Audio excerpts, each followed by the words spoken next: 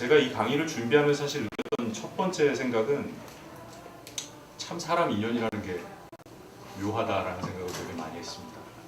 제가 수업 끝날 때마다 학생들한테 하는 얘기가 그러니까 너희와 내가 만나서 한 학기 동안 이렇게 수업을 진행한 부분들이 사실은 우리가 그렇게 하려고 그러면 수강 신청을 본인들이 했다고 생각하지만 그럼에도 불구하고 내가 호서대학교라는 곳에 부임을 해서 호서대학교에서 또 제 수업을 통해서 이렇게 만나게 된 인연이라는 건 니네가 생각 못할 굉장히 어찌 보면 우리가 알지 못하는 굉장히 커다란 어떤 계획 속에 있는 거다. 제가 그런 얘기를 해주는데 사실은 그렇게 말을 하면서도 저 스스로는 그 말의 의미를 이렇게 곱씹어보지 못했던 때가 많았는데 이 강의를 준비하면서 그 생각을 많이 했습니다. 이게 처음에 어떻게 시작이 되냐면 제가 2008년 당시, 그러니까 2007년 8년 당시에 롯데카드라는 회사에서 일을 하고 있었습니다. 인사팀에서. 롯데카드 인사팀에서 일하고 있었는데 제가 담당하고 있는 업무가 인력개발, 직원 교육에 대한 일을 담당을 하고 있었어요. 근데 다른 강의는 제가 잘 안 하는데 신입사원 강의 때는 좀 강의를 하거든요. 왜냐하면 관리자쯤 되면 제가 말을 잘 안 들어요. 어떻게 하는 게 좋다고 말을 해도 이미 머리가 많이 굳어져 있어서. 근데 신입사원들은 처음에 어떻게 이렇게 그걸 만들어주느냐에 따라서는 그들의 사회생활이 앞으로 이렇게 굉장히 달라질 수 있거든요. 그러니까 제가 즐기는 건 어떤 저의 긍정적인 영향력이지. 그런 면에서 신입사원들이 굉장히 저는 좋아서 신입사원들 강의 때 늘 하는데 제가 대학 대졸공채 신입사원들 그 강의를 하는데 그 대졸공채 신입사원 강의에 그 아시는 분이 박정민 씨라고 지금 그 여의도 순봉교회 뭐 비전스쿨 뭐 그거 하고 있죠, 그 친구가. 그래서 그 친구가 신입사원으로 들어왔어요. 그래서 제가 강의를 그때 비전 수립과 자기개발 물론 이제 사회생활과 관련된 쪽이지만 그 강의를 했는데 모르겠어요. 저는 그냥 열심히 했는데 약간 그 강의가 되게 좀 본인한테 좀 와닿았는지 여기 박민규 간사님께 추천을 한 거죠. 그래서 2008년 11월에 그 여의도 순복음교회 비전스쿨 청년회장들을 모아놓고 3주 동안 토요일이었을 거예요. 토요일 날 3주 동안 특강을 했어요. 그래서 그 인연으로 됐는데 그러고 있다가 2008년이니까 벌써 한 3, 4년 지났죠. 그 사이에 저는 이제 회사를 그만두고 저의 계획대로 이제 대학 교수가 됐죠. 그 대학 교수가 되고 저희 학생하고 면담을 하려고 저희 호서대학교 그 천안 캠퍼스 꼭대기에 가면 제가 있는 그 건물 꼭대기에 가면 카페가 있는데 그 학생을 데리고 면담을 하러 이렇게 올라갔는데 거기서 박민규 교사님 만난 거예요. 박민규 교사님 다른 학생이랑 상담하러 왔다가 그리고 바로 다음날 특강을 해달라고 문자가 와서 참 이게 사람의 인연이라는 게 얘기 들어보니까 박민규 교사님이 최근에 천안 지역 그쪽 중심으로 사역을 아마 하고 계시는 것 같더라고요. 그래서 이게 또 이렇게 인연이 있는구나라는 생각을 했습니다. 근데 제가 2008년에 강의를 나갈 때 저희 큰딸이 4살이었어요. 걔를 3주 동안 데리고 왔어요. 제가 강의할 때. 양해를 미리 구하고 일단은 집사람이 둘째가 그때 1살이었으니까 애들 둘 데리고 있기가 좀 힘들기도 하고 그 다음에 큰애한테 아빠가 무슨 밖에 돌아다니면서 무슨 일을 하는지를 좀 보여주고 싶기도 하고 4살짜리가 1시간, 2시간 동안 가만히 잘 듣고 있더라고요. 뭔 얘기인지도 몰랐을 텐데. 어제 제가 요즘 아침마다 큰아이가 초등학교를 들어가서 큰아이를 초등학교 데려다 주고 둘째 아이를 유치원을 데려다 주는데 오늘은 이제 못 데려다 주겠다고 수연아 내일은 그 애기 봐주시는 이모님이랑 같이 아침에 학교 가야 될 것 같다 하니까 어딜 가냐는 거예요. 제가 설명하기가 좀 어려우니까 그때 만났던 그 언니 오빠들한테 강의하러 간다고 그랬더니 막 너무 따라오고 싶어 하는 거예요. 근데 그때는 4살이었으니까 유치원도 안 다니고 아무 뭐 이렇게 메인대가 없으니까 그러면 얘도 이제 숙제도 있고 바쁘잖아요. 그래놓고 왔는데 어쨌든 그런저런 여러 가지 이런 것들을 보니까 이 강의를 오면 상당히 많은 좀 생각과 또 추억과 참 인연에 대한 그런 새로운 어떤 아침 인연이라는 게 그렇구나라는 생각들에 대한 많은 것들을 좀 다시 되짚어보게 됐습니다. 어쨌든 소설이 좀 길어졌는데 그래서 저는 호서대학 경영학과에 지금 재직을 하고 있고 제 전공 분야는 인사조직입니다. 인사조직이기 때문에 어쩌면 사람에 대한 관심이 되게 많고 아마도 이따가 여러분 질문하시겠지만 저의 비전도 그와 관련돼 있습니다. 사람들의 포텐셜을 불러일으키는 것, 포텐셜을 개발해 주는 것, 이런 게 저의 길은 아직 많이 못 찾았지만 그런 쪽에 있습니다. 회사 생활도 한 11년, 롯데그룹의 공채로서 한 11년 정도 직장 생활도 했고, 컨설팅 회사에서 외국 컨설팅 회사도 있었고, 그 다음에 뭐 연구소 같은 데서도 좀 있었고, 뭐 프리랜서 생활도 좀 했고, 뭐 그랬습니다. 네, 다양한 경험들을 좀 해봤는데, 제 최종적인 결론은 어쨌든 제가 생각하는 저의 인생이 나아가야 될 방향이라는 측면에서 가장 바람직한 나의 직업이 뭘까? 학교 선생님인 것 같아요. 학교 선생님인데 중고등학교 때 선생님 하면 사실 좀 힘들고, 대학교 선생님이 가장 저한테 좀 맞지 않을까라는 생각을 개인적으로 했고, 그 일에 대해서도 이따가도 잠시 얘기할 기회가 있겠지만, 하나님이 정말 내 삶에서 내가 뭘 하고 있든지 간에 나를 위해서 뭔가를 하고 계시구나 라는 것을 많이 느끼고 있습니다. 제 네이버 네이버 닉네임이라고 해요. 네이버 무슨 카페 할 거는 그게 가릴 메이커웨이입니다. 그러니까 하나님이 정말 길을 만드신다는 데 대해서 굉장히 많이 느끼고 있습니다. 어쨌든 오늘 비전에 관한 단상 이렇게 제목을 붙였는데 사실은 큰 의미가 있는 건 아니고요. 단상이라는 말을 한번 써보고 싶었어요. 단상이라는 말의 뜻이 뭔지 아시겠어요? 혹시? 많이 들어보셨죠? 단상이라는 말. 신문이나 잡지나 이런 데 보면 단상이라는 표현을 많이 써요. 단상이라는 게 생각나는 대로의 단편적인 생각, 이런 의미입니다.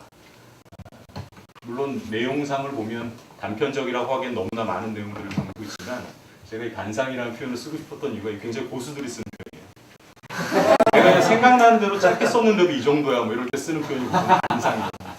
그래서 왜 잡지나 신문을 봐도 유명한 분들 있으면 뭐에 대한 단상 이렇게 딱 써놓으면 그분들은 그냥 사물을 딱 보면서도 세상에 돌아가는 어떤 현상을 보면서도 굉장히 철학적이고 많은 생각들을 거기다 담아내는 거죠. 그래서 그 얘기를 좀 하고 싶었고, 또 저희 그 교수님들끼리 모이면 우스갯소리로 그런 얘기를 합니다. 보통 대학 교수님 빨리 되면 30대쯤 되는 분들 있죠. 공과대학에 가면. 그럼 30대 교수님들은 보통 배운 대로 가르치고 40대 교수님들은 준비한 대로 가르치고 50대 교수님들은 생각나는 대로 가르치고 60대 교수님이 되면 말 나오는 대로 가르친다고 보통 그렇게 얘기를 하는데, 저희끼리 얘기는 그만큼 강의 준비를 안 한다라고 이제 약간 빈정거리는 의미로 말을 할 때도 있지만 실제로는 더 깊은 의미를 들어가면 그만큼 내공이 쌓이는 거죠. 이게 그냥 생각하는 거나 말하는 것 자체가 뭔가 준비하거나 배운 것 그 이상을 넘어서는 뭔가 내공이 생기는 겁니다. 그래서 어찌 보면 단상이라는 표현도 저의 좀 가르치는 사람으로서의 비전, 내가 그냥 생각나는 대로 말해도 그것이 뭔가 굉장히 의미 있고 가치 있고 깊이 있고 막 이래졌으면 하는 어떤 그런 고수에 대한 흠모 뭐 이런 것 때문에 좀 붙인 제목입니다. 그래서 비전에 관한 단상 이렇게 제목을 좀 붙여봤습니다. 제가 메일 주소를 적어놨는데 혹시 저한테 궁금하거나 필요하신 거 있으면 물어보시면 되고요.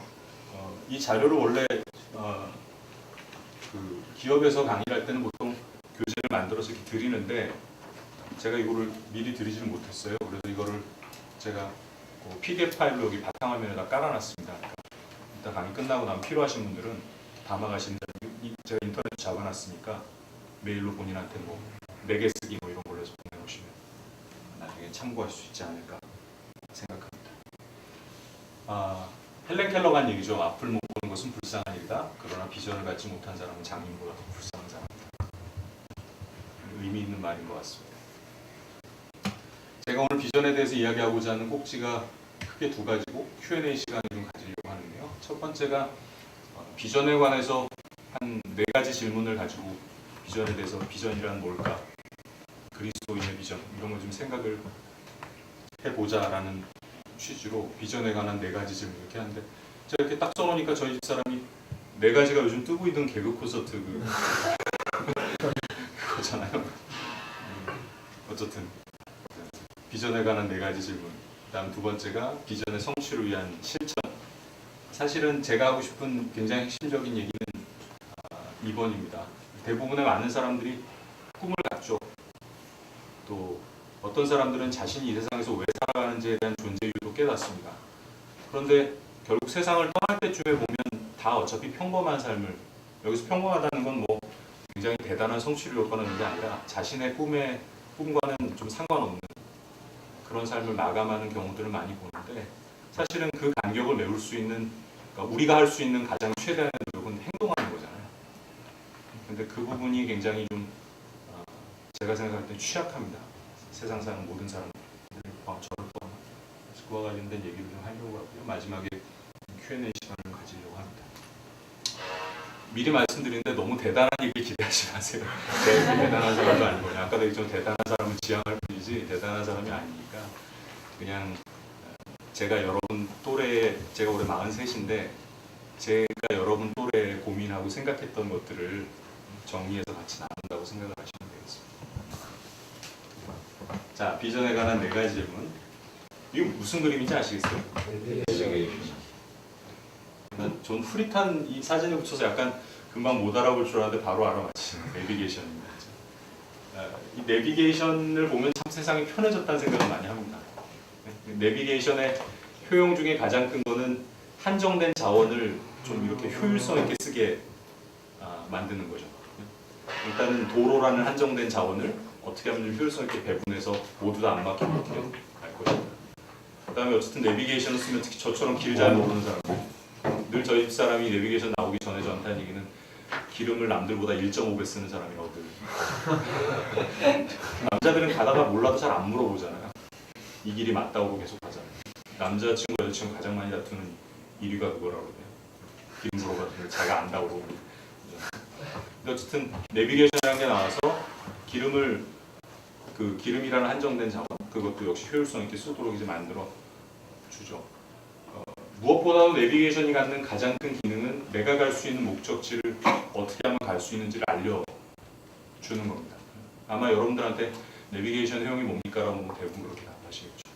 그런데 사실은 그거 이전에 내비게이션이 내가 가는 길을 가르쳐주고 인도하는 것 그 이전에 더 중요한 내비게이션에 반드시 필수적으로 있어야 될 기능이 있습니다. 그게 뭘까요? 그렇죠. 내가 지금 있는 곳을 파악하는 거죠. GPS나 이런 거. 여러분 친구들 만나러 갈 때 친구가 야 너 일로 와. 그러면은 여러분 물어보시죠. 그거 어딘데? 그럼 그 친구가 막 설명을 합니다. 그래서 그래? 그거 어떻게 가지? 그럼 그 친구가 뭐라고 물어봅니까 저한테? 너 어디 있는데? 그래서 지하철이다 뭐 어느 역에 있다 어느 동네에 있다 그러면 거기서 몇 호선을 타고 어디서 내려가지고 제가 예리시안 강촌 오늘 대중교통을 타고 왔어요. 이렇게 역 앞에서 내려 바로 오는 줄 모르고 원래 차를 몰고 오려다가 인터넷에 막 뒤져보니까 백양역에 내리면 쉽게 찾아올 수 있더라고요. 그래서 여기다 이제 전화를 해서 이래저래 물어보니까 그분이 제일 먼저 물은 게 어디서 출발하시는데요? 이걸 제일 먼저 물어보는 거죠. 비전에 대해서 여러분들이 생각할 때 비전이라는 부분들을 고민할 때 가장 첫 번째 해야 될 고민은 바로 이거죠. 현재 나의 위치. 그걸 알아야만 합니다. 근데 이 말은 굉장히 포괄적이죠. 위치라는 말. 생각해보면 여러분 현재 나의 위치 그럼 딱 뭐가 떠오르세요? 대학생. 사회적 지위. 보통 우리가 많이 떠오르는 게 사회적 지위.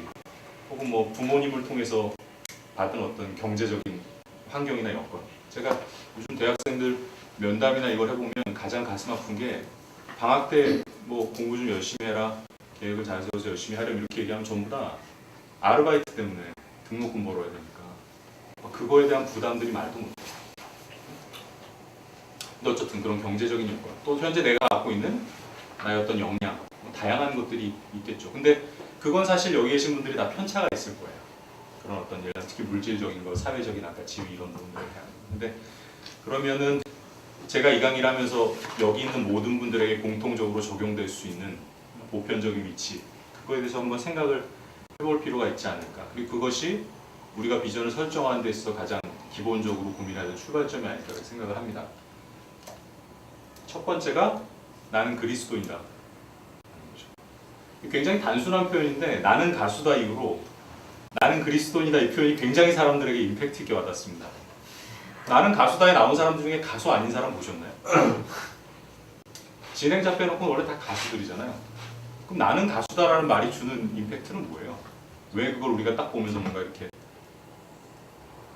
저희 그 경영학 쪽에서 가장 큰 학술대회가 학예 통합 학술대회라고 이번에 경주 현대 경주 호텔에서 열리게 되는데 모든 경영학 관련 학회들이 다 모여서 학회를 해요. 근데 거기 프로그램 중에 나는 교수다라는 프로그램이 있더라고요. 뭐 하는 건지는 모르겠지만 그 교수님들이 모이는 자리인데 나는 교수다라는 거예요. 그게 주는 의미가 뭐예요? 보통 나는 가수대에 출연하는 가수들의 특징이 뭐죠? 가창이요. 일단 노래 못 부르면 섭외가 안 되죠. 근데 시대 자체가 요즘 어떻게 흘러가요? 노래보다는 비주얼, 퍼포먼스. 그래서 텔레비전을 딱 틀면 나는 가수다에 나오는 무슨 인순이 씨나 뭐 이런 사람들을 보기가 쉽지 않아요. 그렇죠? 근데 그런 사람들을 모아놓고 나는 가수다라는 이름을 붙였을 때 그 의미는 뭐예요? 가수는 원래 가수라는 뜻이 뭐예요? 네, 노래를 직업으로 하는 사람이거든요. 그럼 나는 가수다라는 말의 의미는 나는 노래를 직업으로 하는 가수라는 거예요. 굉장히 생각해 보면 요즘 퍼포먼스나 비주얼을 강조하면서 가수라는 의미가 굉장히 그 네이버의 정의는 여전히 꿋꿋하게 노래를 직업으로 하는 사람이라고 나와 있음에도 불구하고 실제로는 요즘 그런 정의 자체가 굉장히 왜곡돼 있잖아요. 근데 다시 본질로 들어가는 표현이라고 저는 봐요. 나는 가수다. 그래서 나는 그리스도인이라는 말도 가만히 생각을 해보면 우리의 본질에 대한 얘기예요. 나는 그리스도인. 여러분 다 그리스도인이신가요? 네. 그 부분에 대해서 확고해야 된다는 거죠. 그것이 만약에 확고하지 않다 그러면 비전에 대한 건 의미 없을 수가 있다는 거예요. 제가 예전에 어느 목회하시던 굉장히 훌륭한 목사님, 영락교회 하시던 그 김동환 목사님, 네. 그분이 옛날에 무슨 예수대행진 이런 거 행사할 때 준비위원 뭐 이런 걸 했었는데 그때 그분이 와서 노천강당에서 학생들을 모아놓고 그 얘기를 하시더라고요. 대학생 중에 어느 한 명이 대학을 졸업한 어떤 친구가 자기를 찾아와서 상담을 요청을 했는데 목사님 제가 지금 선택해야 될 진로가 요게 있고 요게 있는데 어느 걸 선택하면 좋을까요? 어느 걸 선택하면 좋을까 물어보고 목사님이 한참 들어보니까 얘 생각에는 이것도 좋은 점이 있고 이것도 좋은 점이 있는 거예요. 이것도 의미가 있고 이것도 의미가 있는 거예요. 그래서 왜 그 선택을 고민하냐? 이 선택을 고민하는 너의 본질은 뭐냐? 어느 게 더 하나님께 영광이 될까요? 이렇게 얘기를 하더라는 거예요. 그래서 이분이 그렇게 말씀하시더라고요. 명쾌하게. 내가 생각할 때 정말로 당신이 그리스도인이라면 정말로 하나님의 영광을 위해 사는 사람이라면 너의 본질을 정확히 알고 있다면 세상의 모든 것은 다 하나님의 길이라는 거예요. 진로 이게 맞냐 이게 맞냐 문제가 아니라 내가 정말 하나님 뜻을 위해 사는 사람이라면 세상에 내가 짜장면 배달을 할지라도 그건 하나님의 일이라는 거예요. 하나님의 길이라는 거죠. 선택을 할 때 가장 기본적인 부분은 너의 본질에 대해서 이거 얼만큼이나 정확히 그 말이 굉장히 말씀드렸어요. 우리 흔히 고민하잖아요. 이게 맞을까 저게 맞을까. 근데 과연 그 본질의 이면에 뭐가 있는가를 생각해보면 사실 그리스도인의 관점에서 우리가 본질 그걸 고민하는 게 아니라 그 선택을 고민하는 게 아니라 어느 게 좀 더 덜 고생스러우면서도 세상적으로 좀 더 많은 성취를 할 수 있을까. 그런 거죠. 두 번째, 나는 청년이라는 겁니다. 청년이 갖는 의미는 뭡니까? 제가 네이버에 찾아보니까 청년의 동의어가 뭔지 아세요? 아마 여러분 상상도 못하실 것 같아요. 네이버에 딱 그렇게 나와요. 네이버 사전에 내 박사. 청년의 다른 동의어가 뭔지 아세요? 꽃봉오리라고 되어 있습니다. 되게 신기하죠? 반대말은 뭘까요? 청년의 반대말. 노년? 네, 노년 그렇게 되어 있습니다. 청년을 꽃봉오리라고 하고 노인 노년과 반대됩니다. 사실 청년이라는 의미는 계속 성장하고 있고 뭔가 성숙해가고 있고 그렇죠?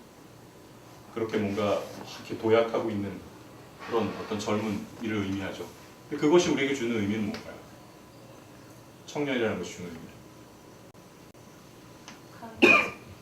네? 가능성. 그렇죠? 굉장히 중요한 의미죠. 가능성. 잠재력. 그 가능성은 사실은 여러분 스스로가 나에 대해서 난 이 정도 가능성이 있어라는 것보다 하나님 관점에서 보면 엄청난 가능성이 있어요. 그런 말 있잖아요. 사람은 뭐예요? 사과 속에 씨를 헤아릴 수 있지만 하나님은 씨 속에 사과를 헤아릴 수 있다는 거죠.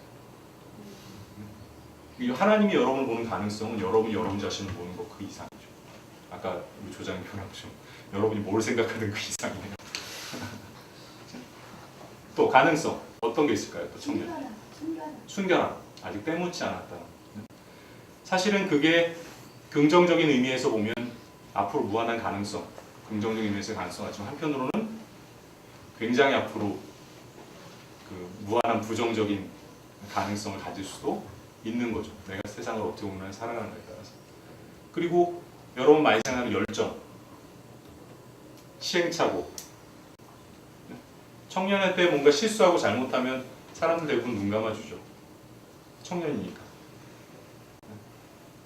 그리고 그런 열정과 시행착오를 범하는 과정에서 많이 느끼는 아픔, 고통. 그 베스트셀러가 됐던 그 책 뭡니까? 아프니까 청춘이다. 참 제목을 잘 지었죠. 아프니까 청춘이다. 아픈 거예요, 청춘이란. 나는 청년이다라는. 세 번째가 이겁니다. 사실 제가 하고 싶었던 게 나는 세상 속에 살고 있다는 거. 그리스도인들이 제가 살면서 만나본 또 저 스스로도 마찬가지고 수많은 그리스도인들은 본인이 세상 속에 살고 있다는 걸 망각하고 있는 사람들이 꽤 많습니다. 그러니까 본인이 주일날 만나서 따뜻하게 교제 나누는 이곳이 나의 세상이라고 생각하는 사람이 굉장히 많습니다. 그것과 현실의 괴리가 늘 기독교인을 힘들게 합니다. 그리스도인. 제가 회사를 다닐 때 제가 첫 회사에 들어갔을 때 회사가 오산에 있었습니다. 그리고 제가 그때 갈보리 교회라고 삼성동에 있는 갈보리 교회를 다니고 있었는데 금요일날 찬양 사역을 제가 찬양 인도자로 몇 년을 섬겼습니다. 그런데 아시겠지만 그 당시 뭐 전용 차선도 없고 오산에서 경부고속도로를 타고 금요일날 저녁에 퇴근을 해서 삼성동까지 와가지고 찬양 인도한다는 거는 심지어 무슨 그 크리스마스 다가오고 막 이럴 때면 올라올 때 3시간도 넘게 걸려요. 고속도로 빠져나오는.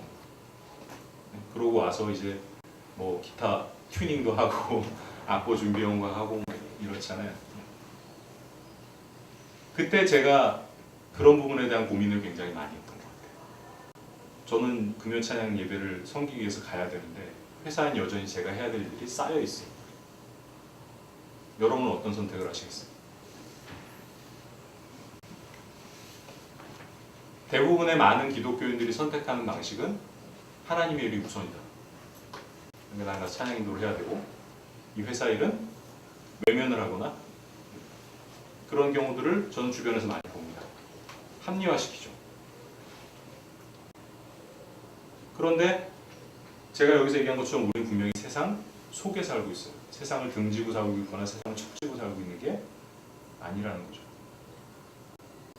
그럼 제가 하나님이 저한테 맡겨주신 일을 하면서도 또 세상에서 저한테 주어진 일 속에서 최선을 다할 수 있는 방법에 대한 지혜가 필요해요. 그걸 배우는 게 여러분들이 가끔 선배들 중에 사회생활을 하고 있는 선배들을 만나면 느끼는 대학 때랑 뭔가 다르다 라는 그 느낌의 일부입니다. 이 대학 다닐 때 이 형이 나한테 주던 그런 이 누나가 나한테 주던 느낌이랑 뭔가 달라. 좋게 말하면 유연해지고 있는 거고 나쁘게 말하면 아까 하는 것처럼 잘은 모르지만 나쁜 의미에서 물들고 있는 것일 수도 있죠. 하여간 얘기입니다. 그래서 청년 그리스도인들이 젊은 그리스도인들이 세상 속에 산다는 건 전 이렇게 표현할 수 있을 것 같아요. 그리스도인으로서의 가치와 철학과 비전을 갖는 본질 그리고 그 가치와 철학과 비전 속에서 뭔가 하는 선택들, 자세와 태도들 그리고 그걸 통해 나타나는 행동들 여기까지는 다 굉장히 개인 내적인 것들이죠. 그리고 이 부분들이 굉장히 일관되어야 한다라고 교회에서 많이 가르칩니다. 그런데 여러분들이 살고 있는 세상, 이 세상은 우리가 기도할 때 기도하는 열방이 아니에요. 나의 직장 상사고 내가 만나는 동료들이고 나랑 같이 하는 학생들이고 내 주변이에요. 이 실천적인 행위와 세상과의 이 경계선 이것이 다 우리가 살아가는 세상입니다. 그래서 요 안에서 이 본질에서부터 실천적 행위까지가 일관된 삶을 살아야죠. 그걸 내적 적합성이라고 얘기하는데, 한편으로는 세상과 연결되는 측면에서의 적합성, 외적 적합성을 생각하고 살아야 된다는 겁니다. 만약에 그 부분을 외면한다 라고 하면 그리스도인의 삶은 세상 속에서 살고 있는 게 아니죠. 그런데 우리가 선택하는 상황 속에서 보면 대부분 이 세상, 주변 환경보다는 나의 본질에서부터 실천적 행위까지 내적 적합성, 이런 부분들이 가장 중요하고, 때로는 세상이라든가 주변 환경들에 대해서 등을 지거나 척을 지면서까지라도 지켜야 되는 것이라고 생각하고 살아갈 때가 굉장히 많습니다. 저는 그거에 대해서 비난하는 게 아니라, 그럼에도 불구하고 이 세상이라는 건 절대 외면해서는 안 될 대상이다. 합리화시키거나 정당화시킴으로써 뭐 그런 경우도 있잖아요. 아까 일에 대해서 얘기했지만, 나한테 주어진 일을 안 하고 내가 교회를 섬기러 가겠다. 그랬을 때 세상에 쏟아지는 비난을 우리 핍박이라고 생각하죠. 이건 주님의 일로 인한 핍박이라고. 그럴까요? 미리미리 해놨었으면 안 될까요? 미리 예측하고 야근하고 혹은 주말에 나와서 찬양사가 끝나고 와서 하면 안 될까요? 근데 우리 스스로는 굉장히 그런 부분에서 합리화를 시킨다는 거죠. 어쨌든 젊은 그리스도인 세상 속에서, 저는 그래서 바울을 되게 좋아합니다. 여러분은 이 구절을 어떻게 읽으셨는지 모르겠지만, 내가 모든 사람에게 자유했으나 스스로 모든 사람에게 종이 된 건 더 많은 사람을 얻고자 합니다. 유대인들에게는 내가 유대인과 같이 된 것은 유대인들을 얻고자 합니다. 율법 아래 있는 자들에게는 내가 율법 아래 있지 아니하나 율법 아래 있는 자 같이 된 것은 율법 아래 있는 자들을 얻고자 합니다. 도리어 그리스도의 율법 아래 있는 자나 율법 없는 자와 같이 된 것은 율법 없는 자들을 얻고자 하며, 약한 자들에게는 내가 약한 자와 같이 된 것은 약한 자들을 얻고자 하며, 여러 사람에게 내가 여러 모양이 된 것은 아무쪼록 몇몇 사람들을 구원하고자 함이니. 사도 바울은 세상 그 누구보다도 제가 앞에 보여드렸던 그림에 있어서 이 내적 적합성, 본질에서부터 실천적 행위까지 일관된 삶을 살았다고 인정받는 사람입니다. 그러면서도 그가 이야기하는 바는 세상에 대한 유연함이죠. 결국은 그리스도인들이 비전을 세우고 또 그 비전을 이루기 위한 삶을 살아야겠지만, 거기서 우리가 고민해야 될 지혜는 확고함과 유연함, 이것을 어떻게 조화를 살아갈 것인가, 이 문제라는 겁니다. 여러분, 제가 지금도 그런지 모르겠는데, 제가 대학생 때 그 성경 공부 리더 이런 걸 하면 저의 성경 공부 팀원들이 가장 많이 했던 질문이 술 먹는 거, 뭐 그런 것들의 질문들 많이 하잖아요. 그런데 그 부분이 여러분이 생각할 때, 술을 먹는다는 것 자체는 굉장히 잘못된 것이니까 무조건 그 부분에 있어서 뭔가 내가 이걸 끊어야 되고, 그러려면 아예 그 자리에 가지 않아야 되고, 그렇게 단순하게 뭔가를 딱 척지고 생각할 문제가 아니라, 이 부분에 있어서 어떻게 지혜를 가질 수 없을까에 대한 고민들을 해야 된다는 겁니다. 그 고민들. 자, 그 다음 두 번째 질문은 나는 어디로 가야 하는가? 비전에 대한 이야기죠. 문제는 목적지 얼마나 빨리 가느냐가 아니라 그 목적지가 어디냐는 것이다. 세상은 빨리 가기를 요구합니다.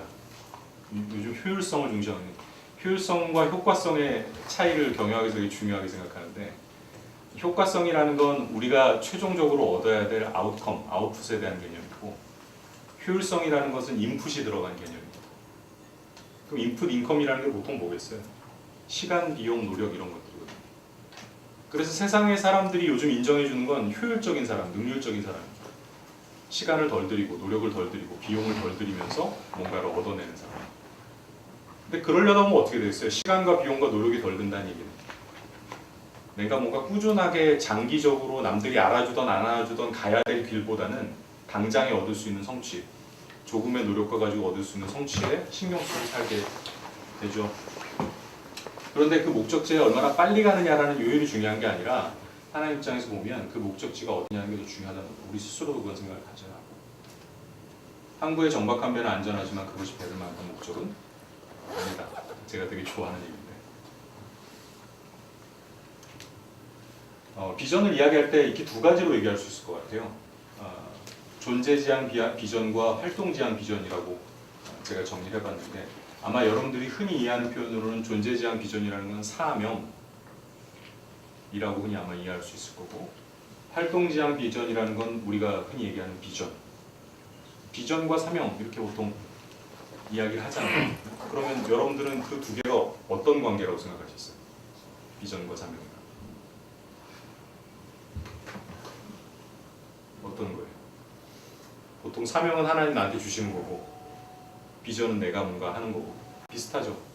근데 그 개념들을 정리해 놓으면 존재지향 비전과 활동지향 비전으로 이야기할 수 있을 것 같아요. 그 존재지향 비전이라는 건 두 가지로 얘기하는데, 핵심 가치, 어떤 핵심 가치를 가지고 내가 움직이는가에 대한 근본, 나의 삶을 살아가는 근본적인 원칙에 대한 부분과, 그 다음 미션이라고 얘기하는, 흔히 사명으로 번역하는데 저는 일부러 미션이라고 그냥 썼습니다. 내가 왜 이 사회에 존재해야 되는가라는 것을 보여주는 거죠. 개인만이 아니라 사실은 기업도 저런 미션을 갖고 있습니다. 그래서 보통 보면 뭐 기업들의 비전은 그거잖아요. 뭐 세계 넘버원 뭐 유통 컴퍼니 뭐 이런 표현들을 보통 쓰지만, 미션을 들어가 보면 미션은 굉장히 지고지순한 의미들을 갖고 있습니다. 월마트라는 기업 아시죠? 월마트라는 기업의 미션이 뭔지 아세요?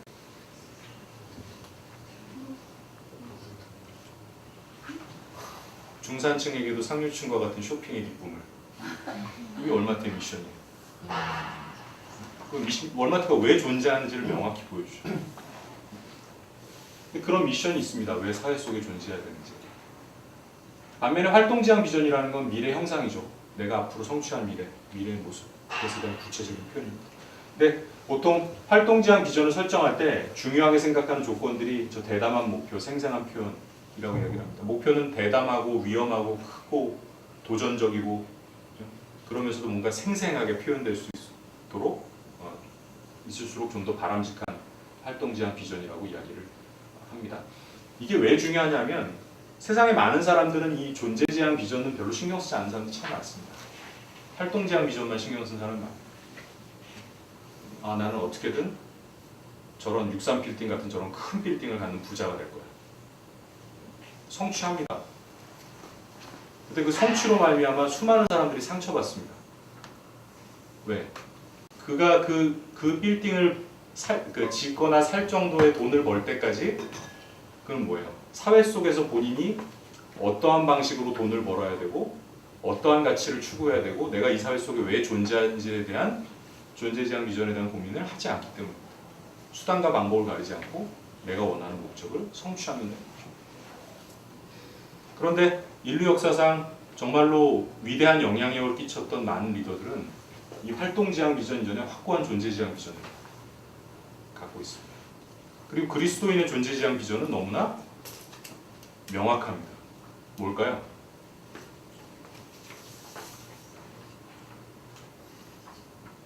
그리스도인이 늘 생각해야 될 존재지향 비전은 뭘까요? 그렇죠. 하나님의 영광을 위해서 복음을 전파하고, 또 한편으로 나 자신에게 초점을 맞추면 내가 그리스도의 형상을 닮아가는 거죠. 구원과 성화잖아요. 그리고 구원과 성화는 둘 다 뭐예요? 내가 사람들을 구원시키는 것들을 통해서 하나님 영광 받으시고 내가 예수님을 닮아가는 것을 통해서 영광 받으시고, 그 사도 바울이 얘기하는 구원을 할 뿐만 아니라 뭐라는 거예요? 구원을 이루어가라는 거잖아요. 그 두 가지가 되게 중요하다는 거예요. 그렇죠? 존재지향 비전이 명확합니다. 그래서 그런 존재지향 비전 속에서 그리스도인들 활동지향 비전을 고민합니다. 그래서 아까 제가 처음 이야기했던 나는 그리스도인이라는 이유로 돌아가 보면, 내가 그리스도인이라는 데 대한 확고한 정체성과 본질에 대한 깨달음이 없으면 그 안에서 여러분들이 활동지향 비전으로서 여러분의 인생의 목표, 내가 무슨 직업을 갖고 어디서 뭘 성취하고 뭘 하겠다라는 계획만 갖는 건 상당히 위험한 것일 수 있다는 거죠. 그리고 하나님 뜻에 어긋나는 것일 수 있다는 겁니다. 저는 그렇게 비판적인 사람은 아니지만 세상을 살면서 정말로 세상에 많은 성취를 한 그리스도인들을 봅니다. 그리스도인이라고 표현하자면 본인들이 그리스도인이라고 스스로 이야기하는. 근데 저는 그분들의 삶을 보면서 과연 저들이 저런 활동지향 비전, 자신들의 어떤 이루고자 하는 미래의 모습을 이루는 저 과정 속에 정말 과연 그분이 계신가? 라는 생각을 하게 만드는 분들이 참 많습니다. 그런데 이게 시간이 지나면 지날수록 그 부분에 대해서 사람들 스스로가 근데 어쩔 때 보면 얘기를 나눠보면 스스로 그렇게 믿고 있는 것 같아요. 끝까지. 주변에서는 그렇게 인정 안 하네요. 그게 뭐냐면 아까 얘기했던 것처럼 계속 뭐예요? 스스로를 합리화시키고 정당화하는 과정. 회개 없이 반성 없이 계속 자신의 성취만을 쌓으면서 그 성취가 하나님의 축복에 의한 거고 이걸 통해서 하나님께 영광이 될 수 있다라는 패러다임 속에 갇혀있는 정말로 자신의 존재지향 비전에 대해서 진지하게 고민하고 늘 생각해보지 않는 데서 오는 게 아닌가라는 생각을 합니다. 그래서 핵심 목적과 존재 이유는 제가 이렇게 표현하는데 별, 나침판, 산, 표지판이라고 표현해봤습니다. 핵심 목적과 존재 이유는 어찌 보면 우리가 살아있을 당시에는 성취 안 되는 것이 몰라. 우리가 별에 갈 수는 없잖아요. 그 별을 보고 가는 거예요. 그 별을 보고 갈 수 있는 수단은 나침판이죠. 그래서 존재지향 비전은 그래서 우리 기독교 역사에 보면 자신의 당대에는 하나님의 영광을 위해 크게 쓰임받지 못했지만 그의 죽음으로 쓰임받은 사람도 되게 많잖아요. 이 존재지향 비전이라는 건 어찌 보면 그러니까 나의 생각과 하나님의 계획이 큰 괴리가 있을 수 있는 내가 내 인생을 통해서 최대한 노력을 하지만 별과 같은 반면에 활동지향 비전이라는 건 내가 삶을 통해서 얻어낼 수 있는 것들이죠. 산이에요. 그러니까 다른 의미에서 보면 활동지향 비전은 어때요? 하나의 산을 정복하면 또 다른 산을 우리가 바라보고 갈 수 있어요. 그리고 거기에서 목표라는 거는 그 산에 도달하는 하나의 표지판이 되는 거죠. 얼만큼 왔는지, 저 산까지 얼만큼 남았는지.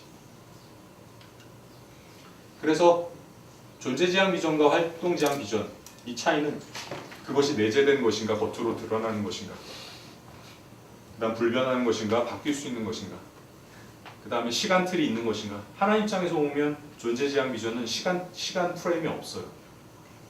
어찌 보면 저는 창세기를 보면서 가장 신기한 게 누가 누구를 낳고 죽고 누가 누구를 잡고 보시거든요. 저는 그거 보면서 내가 나중에 하나님의 성경책에 기록되면 내 딸들 낳은 걸로 기록될지도 모르겠다는 생각을 해요. 하나님의 역사는 계속 그 세대를 통해 가는 거니까. 그래서 어느 딱 그 하나님이 때가 찼다고 생각이 되면 위대한 인물들을 통해 역사하시는 거예요. 그게 신약으로 나오는 예수님입니다.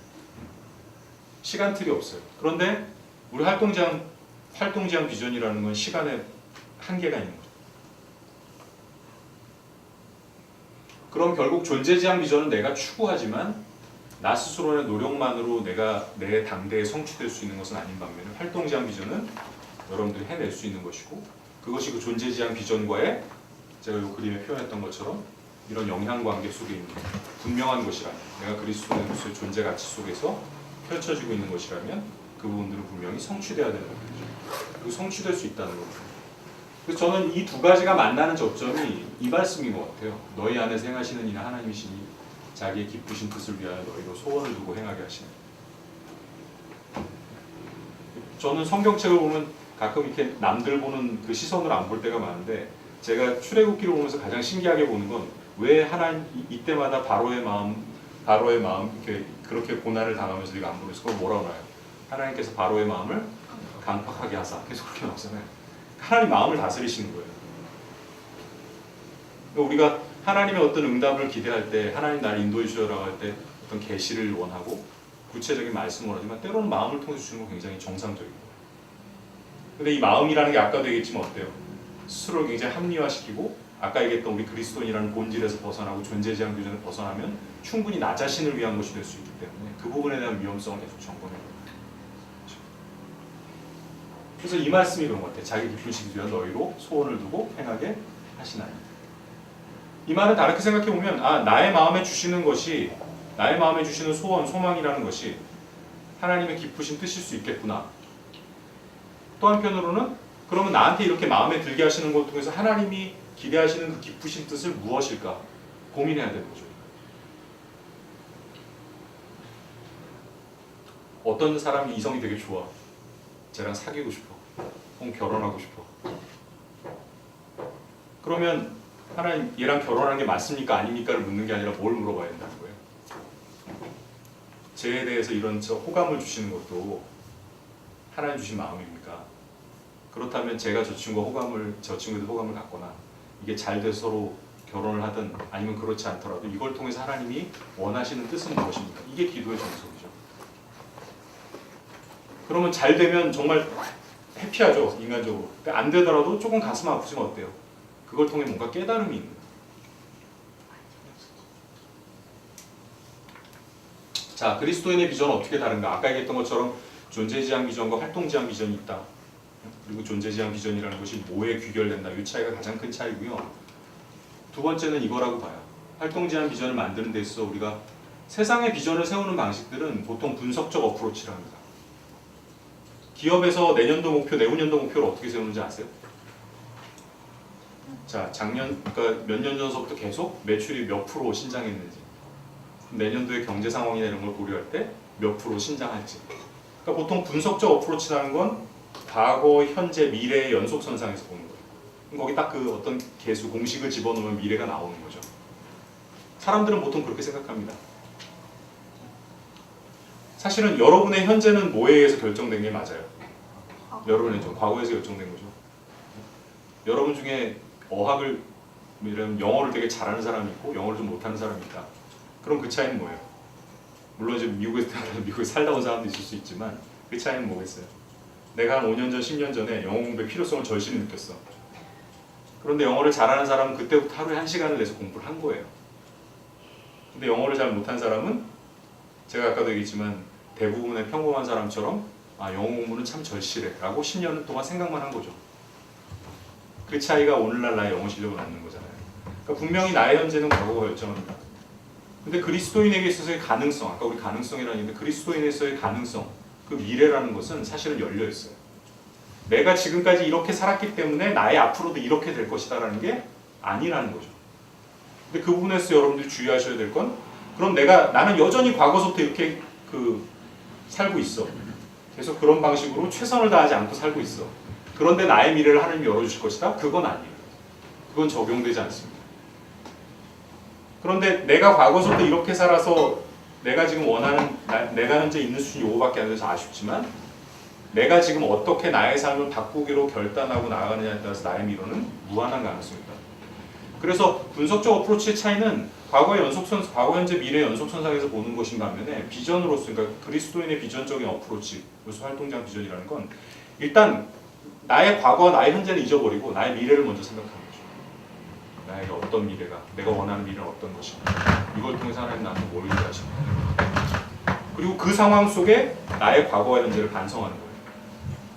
그럼 그 미래에 도달하기 위한 나의 현재 모습은 얼마나 부족한가, 뭐가 부족한가, 그리고 그 부분들을 바꿔나가야 된다. 그럼 이게 과거, 현재가 뭐 2개 다 놀랐으면 분석적 어프로치는 거기다가 플러스 1 정도만 좀 더 엮고 플러스 3이라면 미래는 플러스 10, 플러스 20, 플러스 무한대일 수 있는 거죠. 그게 그리스도인의 사고의 방식입니다. 그러니까 어찌 보면 그런 측면에서 이 세상의 비전과 그리스도인의 비전은 좀 달라야 한다고 생각하고요. 또 하나는 이거죠. 과정적 관점이라는 거. 그리스도인의 삶은 그러니까 영화와 같습니다. 뭐 영화를 보면 슬픈 장면도 있고 즐거운 장면도 있지만 사실은 그 영화는 어느 결론을 향해 갑니다. 계속 내가 원하든 원치 않아요. 행복한 장면에 잠시 기뻐하기도 하고 슬픈 장면에서 눈물을 흘리기도 하지만 그게 몇 분의 시간이 지나고 나면 계속 영화는 흘러갑니다. 그리고 클라이막스를 통해서 어떤 결론으로 가게 됩니다.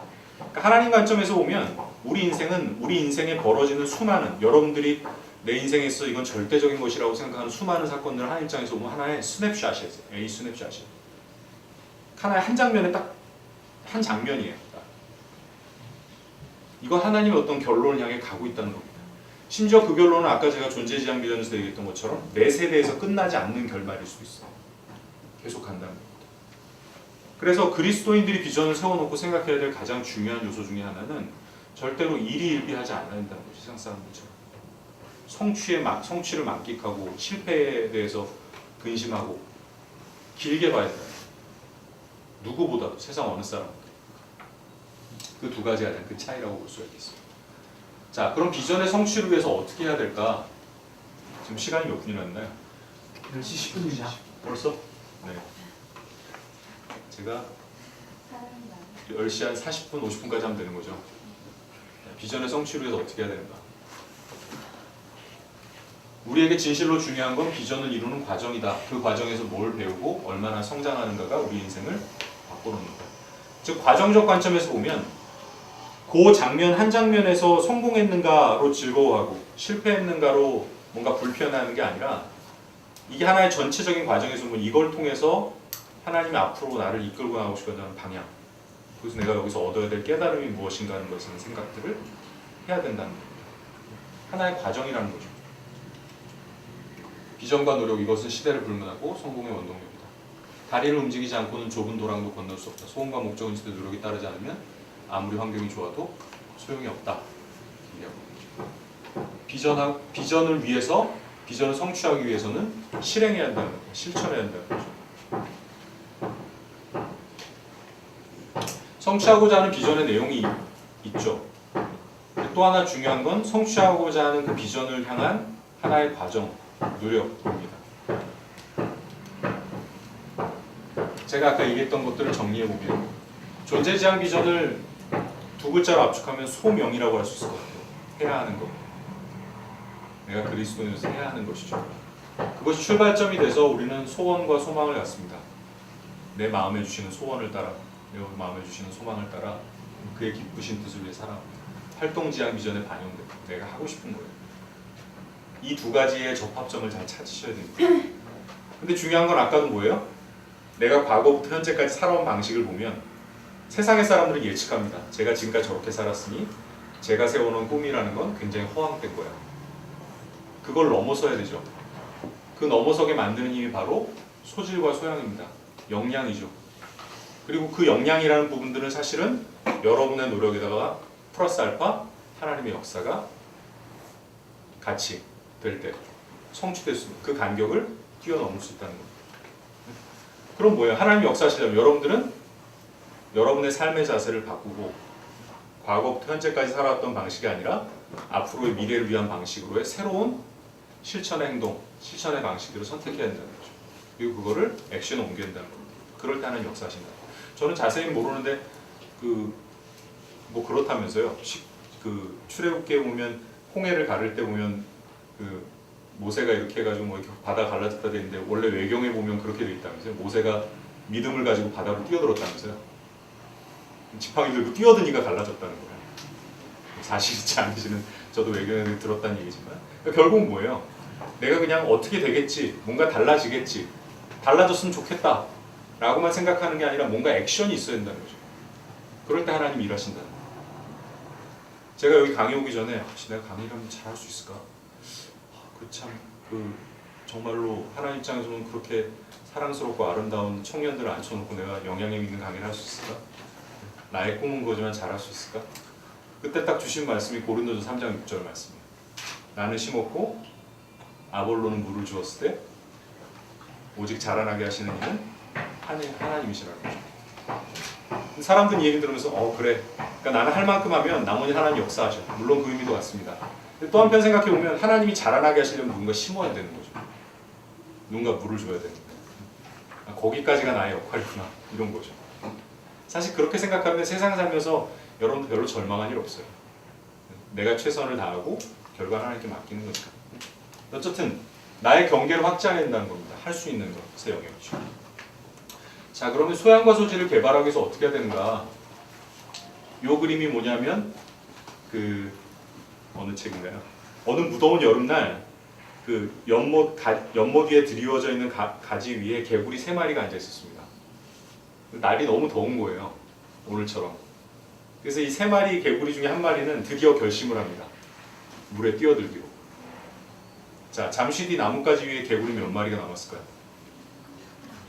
2마리? 안 남았어요? 1마리? 3마리가 그대로 남아있었어요.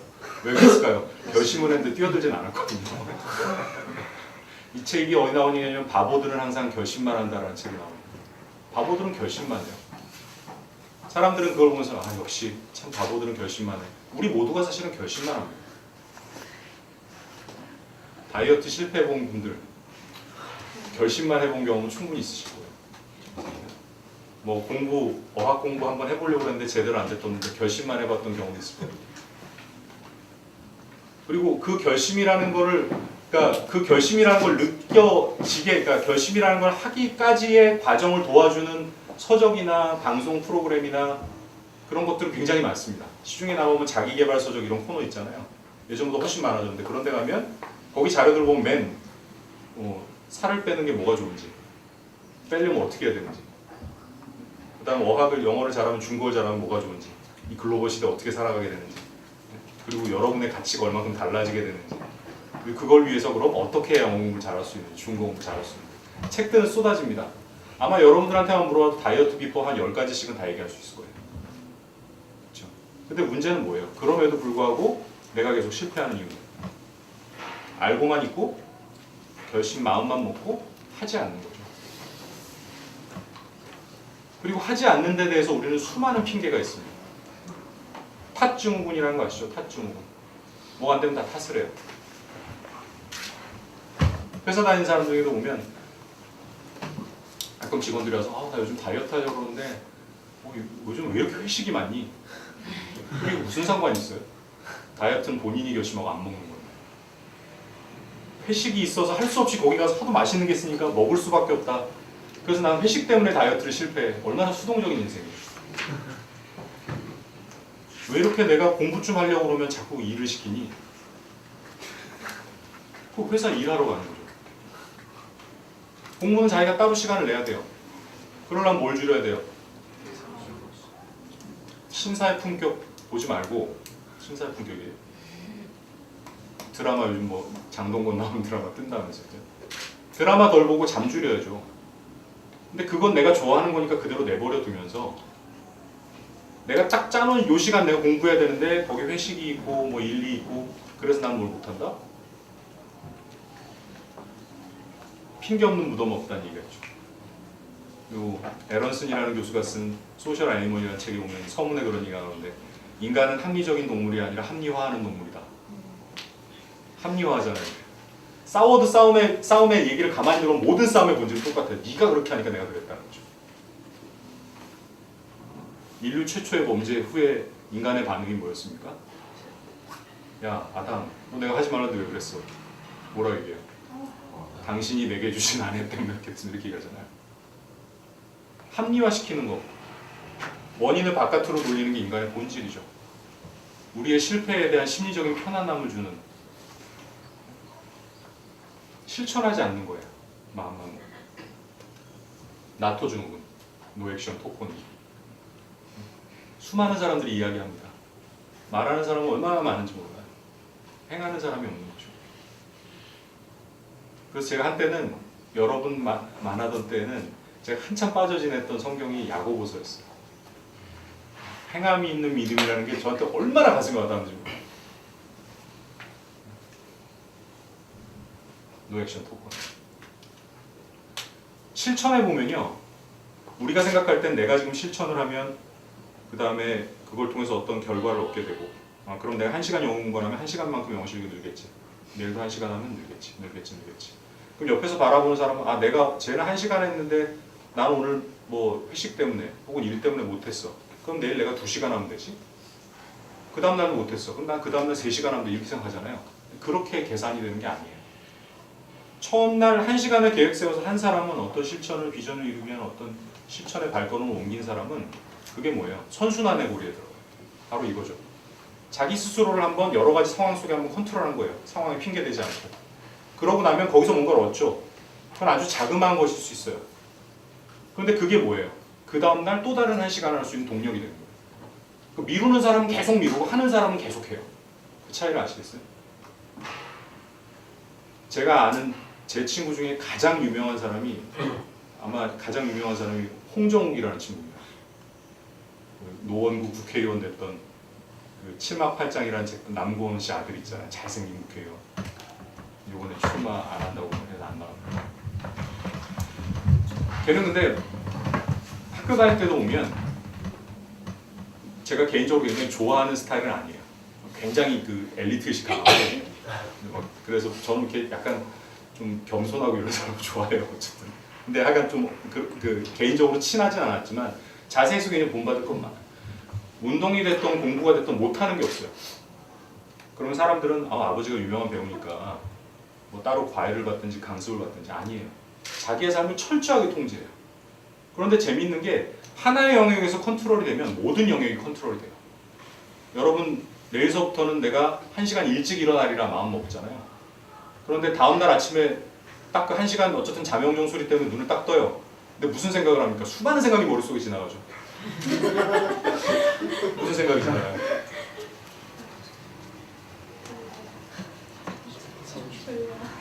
졸려. 꼭 오늘서부터 그래야 할까? 어제 늦게 잤는데.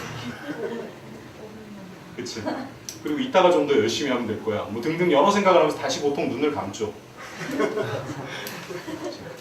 그런데 그렇게 해서 내가 1시간 일찍 일어나겠다는 나 스스로의 약속을 지키지 않고 합리화시키고 인터널 컨트롤을 하지 못하게 되면 그 다음 날도 나는 1시간 일찍 일어날 수가 없다는 거예요. 운동, 다이어트 다 마찬가지. 어느 한 영역에서 내가 약속한 거, 나 스스로 약속한 걸 누가 인정해주든 안 해주든 감시하든 안 하든 내가 지키고 나를 컨트롤했다. 모든 상황 속에서. 그러면 나의 삶의 영역들을 컨트롤할 수가 있어요. 그래서 그게 중요한 거예요. 하나의 영역을 컨트롤하면 모든 영역이 컨트롤이 된다.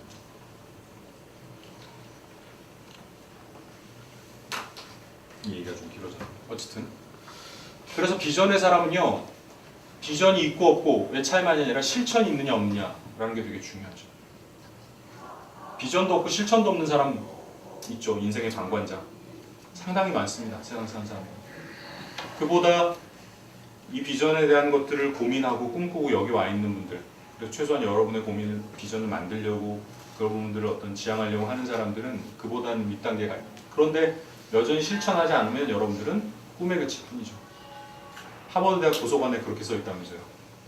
지금 잠을 자면 너는 꿈을 꿀 것이다. 하지만 지금 공부하면 너는 너의 꿈을 이룰 것이다. 꿈을 꾸는 자와 꿈을 이루는 자의 차이라는 거죠.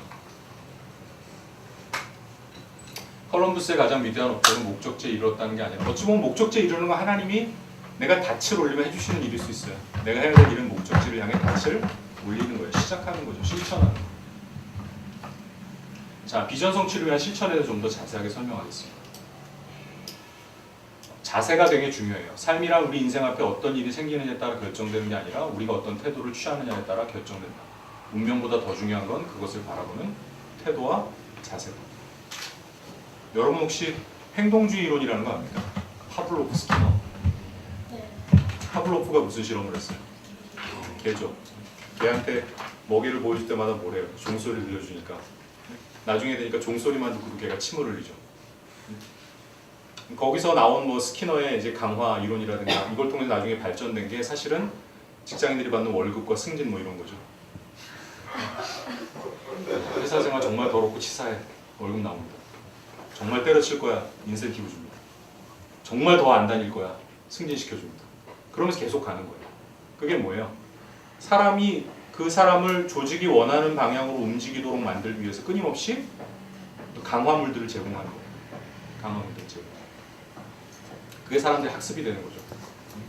행동.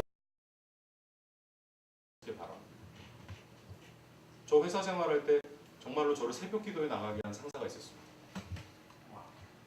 참 신앙 좋은, 그게 아니라 너무 힘들어서 절로 눈이 떠져요. 오늘 직장 생활 할 일을 생각하면 그 새벽 기도를 나갔어요. 그 피곤한데 그분을 위해 기도했느냐? 절대 아니죠. 주여 나의 어찌하면 이런 실험이 신입사원 때가 얼마나 힘들겠어요. 제가 그때 지금도 그렇게 마른 편은 아닌데 지금보다 한 13kg 더 쪘었어요. 너무 힘드니까 계속 뭘 먹는 거예요. 스트레스 너무 받아서. 그분 때문에 너무 힘들었는데 어느 순간인가 제가 기도할 때 딱 그런 마음을 주시더라고요.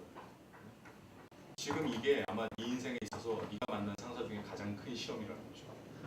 그게 하필이면 신입사원 시절에 주어지기 저는 원망스럽지만 하나님 저한테 주시는 마음은 이게 너한테 준 가장 큰 시험인데 이 시험을 네가 이겨낼 수 있다면 그 다음에 너는 세상에 어떤 사람과도 같이 일할 수 있다. 그래서 그날 회개했어요. 새벽에 방에서. 그래서 그분을 사랑하기로 했어요. 노력했어요. 일주일 있다 다른 회사로 전출 갔습니다. 신기하죠. 그러니까 하나님 역사하시는 거 보면 나한테 뭔가 얘기하시고 싶은 거예요. 되게. 내가 그걸 모를 때까지는 내버려 두는 거죠. 계속 그 상황을. 근데 깨닫고 그거에서 내가 마음을 바꿔먹으면 그 상황을 해결하신다. 그런 적이 저는 굉장히 여러 번 있어요. 그래서 저보고 하나님은 어떤 분이냐면 성경에 여러 말 나오잖아요. 여호와 이래, 여호와 라파, 여호와 니시, 뭐 굉장히 다양한 표현들이 저한테 하나님 표현은 다이내믹 아시에요. 정말 끝까지 갔다가 확 하시는. 어쨌든 자, 실천할 때 기본 자세 세 가지 말씀드릴게요. 이건 반드시 기억합니다. 비전을 위해서 여러분들이 노력할 때, 비전을 위한 삶을 살아갈 때 첫 번째 해야 될 건 히어로에 나옵니다. 여기서 당장. 공부 못하는 애들의 특징과 잘하는 애들의 특징 아시죠? 못하는 애들은 책상 공부해야 되는데 책상 정리부터 하고요. 공부하려고 그러면 어때요? 자기가 써야 되는 펜이 없습니다. 그 계획표가 또 있어야 돼. 계획표 세우고 다 정리가 돼야 돼. 주변 환경 다 정리가 돼. 한 반나절 지나고 나면 이제 준비는 다 됐어. 내일부터 공부만 하면 되는 거죠. 공부 잘하는 애들은 어느 장소에서나 공부할 걸 하려고 합니다. 근데 아까도 제가 뭐라고 말씀드렸어요? 그게 선순환의 고리에 들어가느냐 악순환의 고리에 들어가느냐. 그렇게 해서 첫날 한번 그렇게 미룬 사람은 다음 날은 못해. 근데 그 선순환의 고리에 들어간 사람은 제가 예전에 제가 오늘 올라오다 보니까 국민건강보험이랑 파라다이스 무교환인데 여기 담당자, 교육 담당자들 다 알아요. 제가 예전에 강의 나왔었기 때문에. 근데 관리자 교육을 할 때 시간 관리, 뭐 자기 개발 이런 거에 대한 강의를 했어요. 이 얘기를 했어요. 삶을 바꿔야 된다. 여러분들이 좀 더 나은 삶을 살기 위해서는, 여러분들이 꿈꾸는 삶을 살기 위해서는 정말로 그 의미 없는 것들, 여러분들의 어떤 삶을 이런 이렇게 만드는 것들에 대해서 포기해야 된다. 그리고 그것도 지금 당장 해야 된다. 이게 되게 많이 했어요. 근데 그날 강의가 되게 분위기가 되게 좋았어요. 약간 그 뭐랄까 그분들은 뭐 그런 생각 안 해도 저는 약간 어떤 누군가가 역사하신다는 느낌이 들 때가 있어요. 근데 하여간 되게 분위기가 좋았어요. 쫙 끝나고 이분들이 교수님 강의 너무 감명 깊었습니다. 나중에 책 쓰시면 꼭 사겠습니다. 그리고 악수하고 막 이렇게 했어요. 그리고 다음날 아침에 8시부터 다시 그분들을 대상으로 강의하기로 했었어요. 그런 날은 그 다음날 그 교육생들을 만날 때 기대감이 있어요. 다음날 아침에 8시가 돼서 그분들을 딱 만나러 갔습니다. 그때 막 듬성듬성 안 오신 분들도 있고 어제 그분들이 아닌 것 같은 거야. 눈빛도 그렇고. 그래서 제가 어제 제가 강의했던 분들은 아니에요. 맞다는 거예요. 안 오신 분들은 아직 숙소에서 안 나왔다는 거예요. 그래요? 무슨 일이 있었나요? 그랬더니 어제 교수님 강의에 너무 감명을 받고 우리 앞으로 이렇게 살지 말자 그러면서 어제 술 한잔 했다. 새벽 4시까지. 그러니까 뭐예요? 깨달음은 있었는데 결심은 있었는데 바로 행동하지 않는 거죠. 히어앤 나우가 되게 중요해요. 그 다음에 내적 통제 위치. 아까도 얘기했지만 모든 결과는 나로부터 비롯된다라는 생각을 가지는 사람이에요. 제가 공부 잘하는 학생과 못하는 학생 말씀드렸는데 이제 얼마 있으면 성적 정정 기간이에요. 그러면은 성적에 대해서 컴플레인 할 때 두 부류가 있어요. 하나는 교수님 정말 죄송합니다. 제가 열심히 했어야 되는데 최선을 다하지 못해서 이런 거 다음에 다시 뵙게 되면 열심히 잘하겠습니다. 한 부류의 친구들은 교수님 뭐 저는 좀 열심히 하려고 그랬는데 저희 팀원들이 열심히 안 해서 팀평가 점수 안 받았습니다.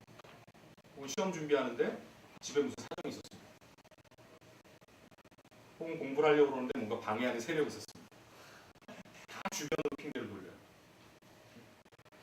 그러면 둘 중에 누가 더 앞으로 나은 성적을 받을 수 있는가? 너무 딱 갈립니다. 내가 컨트롤할 수 있는 영역에 있는 사람은 자기 스스로 바꾸면 되는 거죠. 근데 그게 자기 밖에 있는 사람은 심지어 어떤 친구는 교수님 어떻게 문제를 이렇게 지역적인 데서 내십니까? 깜짝 놀라요. 지역적이라는 판단을 학생이 하는 거죠. 그 친구가 성적이 오를 수 있는 비결은 저를 다시 만났을 때 그 친구가 중요하다고 생각되는 문제를 제가 내주는 수밖에 없어요. 가능한 일이에요. 거의 불가능한 일이잖아요. 개선될 수 없다는 거죠. 남 탓하는 사람은 삶이 바뀔 수 없습니다. 그래서 내적 통제 위치라는 건 모든 것에 대해서 내가 원인이라고 생각해야 된다. 그래서 평범한 리더들은 문제가 생기면 어떤 사건이 터지면 창밖을 통해서 밖을 내다본다잖아요. 근데 훌륭한 리더들은 문제가 생기면 거울을 통해 자신을 본다. 이 차이를 아시겠어요? 들어가 있는 컨셉 하나. 그 다음 세 번째가 지속성입니다. 모든 실천은요, 언제까지 한다? 결과가 나올 때까지 한다. 이게 굉장히 중요합니다. 아까 제가 영어 공부 말씀드렸는데, 제 주변에 어느 지역의 선교사를 꿈꾸는 친구가 있었어요. 그래서 와서 저한테 진지하게 이야기를 하길래, 다 들어보니까 너무 그 친구의 비전이 너무 아름답고 격려해줬어요. 그 꿈을 꾼 지도 꽤 오래됐대요. 그 나라 말 할 줄 아냐니까 아직 못한다는 거예요. 꿈을 꾼 지는 오래됐는데 그 관련된 준비는 하나도 안 돼요. 지금 갔는지 모르겠습니다. 내가 어떤 결과, 아까 어학에 대해서 말씀드렸습니다만 어떤 결과를 어때까지 해야 된다는 거예요. 영어 공부해 보신 분들 알 거예요. 내가 하루에 단어 100개씩 외운다고 해서 영어 실력을 흔들지 않습니다. 그걸 고원 현상이라고 그러죠. 아무리 해도, 아무리 시간이 지나고 아무리 노력을 해도 평평한 거예요. 고원 현상. 그런데 영어를 잘하는 사람들이 하는 얘기들을 보면 그러다가 한번 팍 튄다는 거예요. 그 지점까지 끌고 나가는 게 제일 힘들다는 거죠. 다이어트도 보면 하루 운동했다고 하루 굶었다고 빠지지 않습니다. 계속 해야 돼요. 그러다 어느 시점이 되면 쭉쭉쭉쭉 빠지고 건강해지지 않습니다. 그 지점까지 제일 억울한 사람은 누구예요? 끌고 가다가 조금만 더 갔는데 거기서 끝나는 사람이에요. 그나마 더 억울한 사람은 시작하자마자 그만둔 사람이에요. 올라갈 때까지. 그래서 이 세 가지가 실천을 할 때 가장 기본적인 자세입니다. 모든 일에서. 자, 그 다음에 실천의 원칙 7가지만 간단히 말씀드릴게요. 시간을 좀 효과성 중심으로 써라. 제가 아까 효율성과 효과성 말씀드렸죠. 비전을 위해서 여러분들이 뭔가 자기 개발도 하고 비전을 성취하기 위한 노력들을 해나갈 때 가급적이면 시간 사용을 그 효율성보다는 효과성에 초점을 맞춰서 하라는 겁니다. 이 매트릭스는 보신 적 있으시죠? 긴급한 것과 중요한 매트릭스. 우리가 시간을 분배하는 매트릭스입니다. 중요한 거, 긴급한 거. 중요하고 긴급한 일을 당연히 우선적으로 시간 써야겠죠. 그런데 나머지 분면에 있는 것들, 중요하지 않고 중요하지도 않고 긴급하지 않은 것들, 그 다음에 중요하지 않으면서 긴급한 것들, 이 부분들을 사실은 여기 긴급성은 낮지만 중요성은 높은 2, 4분면 여기에 굉장히 비중을 두고 시간을 써야 합니다. 여기 중요성이라는 게 뭐겠어요? 여러분의 비전과 관련된 것들, 자기개발, 네트워크 형성, 그 다음 미래를 위한 어떤 계획. 그건 긴급하지 않아요. 지금 안 하고 내일 해도 되는 일이죠. 그러니까 자꾸 미루는 거예요. 그런데 저 부분들에다 시간을 들여야 돼요. 그 다음 두 번째, 좋은 습관을 가지라. 제가 보니까 그 고등학교 때까지의 생활 습관이 꼭 건전하다고 볼 수 없지만 근데 이 고등학생에서 딱 대학생이 되는, 그러니까 젊은 시기에서 어느 정도 이제 성인으로 인정을 받고 대접받게 되면 상당히 많은 부분, 물론 전에는 수동적이었지만 이제는 그 수동적이었음에도 불구하고 시간 사용을 그렇게 하던 것들을 좀 더 능동적으로 본인이 선택해서 잘 전략적으로 배분해 써야 되는데, 보통 대학생이 되거나 성인으로 인정받게 되면 시간 사용의 이런 부분들이 이제 막 흐트러지기 시작하죠. 습관들이 막 예전에 갖고 있던 일찍 일어나고 이렇게 하고 뭘 하던 것들이 자꾸 흐트러지게 됩니다. 근데 습관이라는 게 굉장히 중요해요. 습관은 제2의 천성이다. 습관은 이성보다 강하다. 성공한 사람들은 실패한 사람들과 다른 습관을 지니고 있습니다. 그들도 싫긴 마찬가지인데요. 강력한 목적의식을 가지고 꾸준히 실천한다는 거죠. 처음에는 자기 자신이 습관을 만들지만 나중에는 습관이 자기 자신을 만든다는 겁니다. 밤에 뭐 먹는 습관. 그 다음에 TV를 켜면 꼭 배고플까지 봐야 되는 습관. 안 좋은 습관. 그 다음 버스나 지하철 타면 버스나 지하철 안에서 굉장히 할 게 많잖아요. 안 좋은이라고까지 말할 수는 없지만 모자란 자아를 주할 수도 있지만 대부분의 사람들을 보면 우리나라와 일본 사람들 가장 큰 차이가 뭐더라고요. 일본에 가면 지하철 안에서 전부 책 펼쳐들고 뭔가를 뜨개질을 하든 뭔가를 하는데 우리나라 사람들은 지하철에 딱 가면 자리 잡고 잘 생각들이 되게 많아요. 그걸 바꿔보라는 겁니다. 좋은 습관. 그런데 작심삼일이라는 얘기 들어보셨죠? 작심삼일. 그러니까 뭘 마음먹으면 3일 안 간다는 얘기잖아요. 어느 분이 그 얘기를 하더라고요. 작심삼일을 해결 해결할 수 있는 방법은 3일마다 마음을 다시 먹는다는 거죠. 그런데 어떤 습관이든지 간에 21일만 계속하면 어느 정도 습관으로 자리 잡기 시작한다. 그러니까 작심삼일 개념으로 치면 7번만 반복해서 마음을 먹어요. 약해지려고 할 때. 21일만 꾸준히 하면 그렇게 할 수 있다. 여러분 습관 중에 부정적인 것들을 긍정적으로 바꾸려고 노력해 주셔야 합니다. 지금 얘기했던 것들은요. 그러니까 여러분들이 기도하거나 하나님 저한테 이렇게 해주세요라고 해결되는 부분들이 아니라는 거예요. 여러분이 해야 될. 제가 아까 말씀드렸지만 나는 심었고 아볼로는 물을 주었을 때라는 개념은 내가 해야 될 거예요. 그래야 하나님 거기다 뭔가를 역사하실 수 있는 건덕지가 있는 거예요. 내가 안 좋은 습관 갖고 있는 거 그대로 유지하고 시간 사용 여전히 긴급하지 않은 일들, 긴급하지도 않고 중요하지 않은 일들에 써가면서 하나님 역사해 주세요라고 말하면 그거는 정말로. 그래서 왜 내 주변에 저 사람은 계속 하나님이 그 삶에서 뭔가 일을 하시는데 나는 왜 이렇게 내버려 두시나? 그 가장 큰 차이는 그 사람이 뭘 하고 있는가를 보면 알 수 있어요. 세 번째, 긍정적인 사고입니다. 기독교인들은 특히나 긍정적이에요. 근데 참 이게 어렵죠. 제가 예전에 그 교회를 처음 저는 제가 바울을 되게 좋아해서 제 메일 주소분들 아까 보셨지만 JH 폴이잖아요. 그러니까 굉장히 제가 충만할 때는 JH 바울이라고 메일 주소를 알려주고요. 좀 약간 상태가 안 좋을 때는 폴이라고 알려주는데 민망해서. 그런데 바울을 되게 좋아하는 이유가 중간에 회심했잖아요. 저도 그런 케이스이기 때문에. 근데 제가 교회에 가서 한 몇 년 동안 느꼈던 가장 큰 교회에 대한 인상은 뭐냐면 종합병원 같아요. 제너럴 호스피탈. 온갖 아픈 사람들만 다. 근데 제가 성경을 통해서 말씀을 통해서 계속 들은 건 예수 그리스도의 군사라고 했거든요. 근데 굉장히 다 지쳐 있고 힘들어 있는 거예요. 물론 내가 잘못한 것, 나에게 어떤 반성해야 될 것들에서 회개하는 거 이게 기독교인의 기본이지만 그 회개로 말미암아서 그러니까 회개한 것들에 대해서 그리고 반복적으로 어떤 이루어졌던 것 반복적으로 하면 안 되겠죠. 하지만 그 회개했던 것들에서 나를 정죄하거나 나를 올가매는 건 바람직하지 않다고. 자유함이 있어요.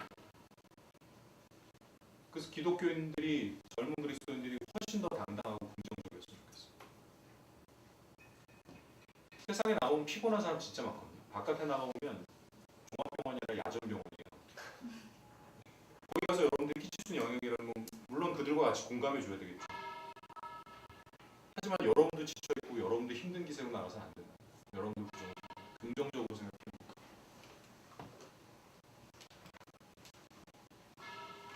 뭐가 보입니까? 까만 점요. 아쉽군요. 이렇게 넓은 여백인데 까만 점요입니다. 하프 풀 하프 엠티. 반만 남았습니다. 아니면 아직도 반이나 남았습니다. 대학 입시를 앞둔 어느 때 미신처럼 뭔가 떨어지면 재수없는 말이라고 하던 그때 연필이 떨어지죠. 시골에 분이 뭐라고 했을까요? 연필이 땅에 붙었네 이렇게 얘기하는 거죠. 세상을 다르게 보라는 거예요.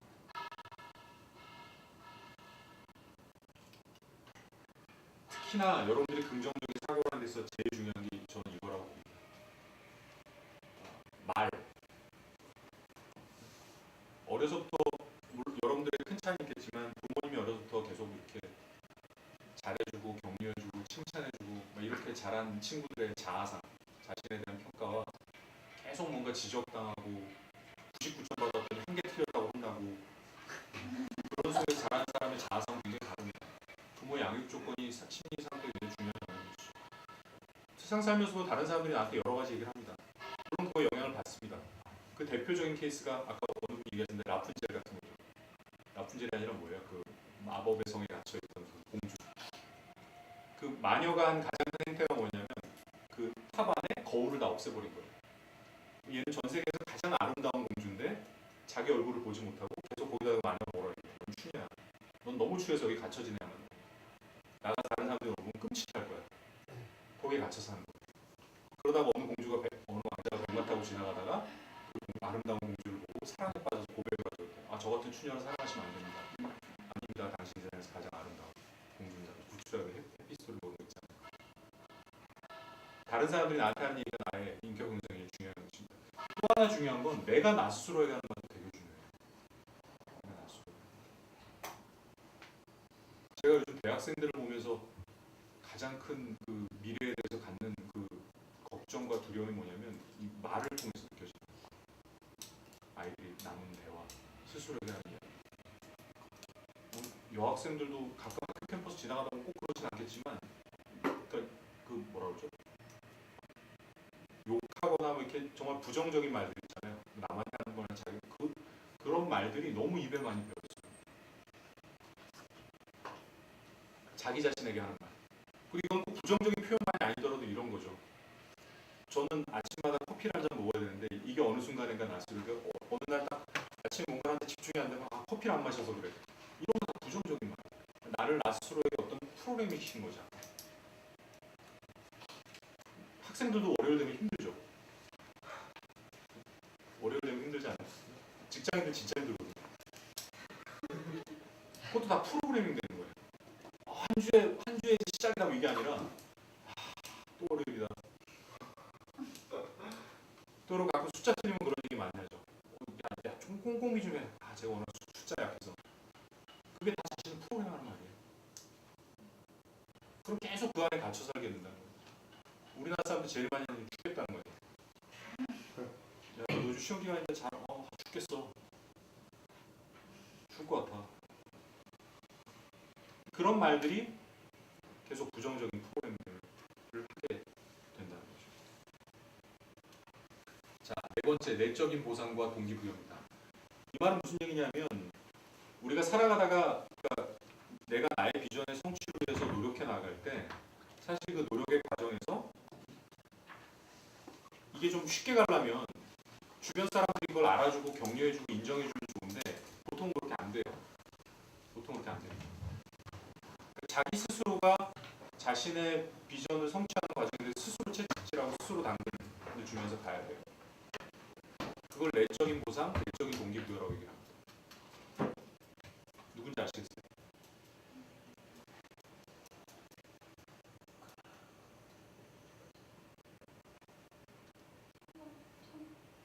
처음 보는 사람이 미켈란젤로입니다. 미켈란젤로가 왜 이 얘기를 하냐면 미켈란젤로가 그림을 벽화를 그리고 있는데 어느 친구가 지나가다 그 광경을 봅니다. 근데 너무 막 열중해서 그리고 있으니까 미켈란젤로 보고 한마디 합니다. 야, 대충 그려. 보는 사람도 없는데. 그러니까 미켈란젤로가 뭐라고 했대요? 무슨 소리야? 내가 보고 있잖아. 미켈란젤로 모티베이션이에요. 누가 알아주건 인정해주건 봐주건 상관없이 내가 나 스스로에게 동기부여시키기라. 세상 살다 보면 사람들은 자꾸 자기 스스로가 자신을 인정해주는 것보다 외부에서 주어지는 인정과 칭찬 이런 거에 함몰됩니다. 아까 다이어트 얘기했지만 다이어트 할 때 가장 큰 보람이 뭐예요? 친구가 나를 달리 봐주는 거잖아요. 너 살 쭉 빠졌다. 몸이 완전히 슬림해졌다. 어느 날 막 다이어트를 했어요. 저도 경험에 의하면 다이어트를 처음에 좀 하면요 하다 보면 계속 뭐예요? 허기지니까 물 먹게 되잖아요. 이걸 먹다 보면 다음날 이렇게 딱 누구를 만나러 가면 저는 아침에 몸무게 좀 한 1~2kg 빠졌어. 되게 뿌듯하죠.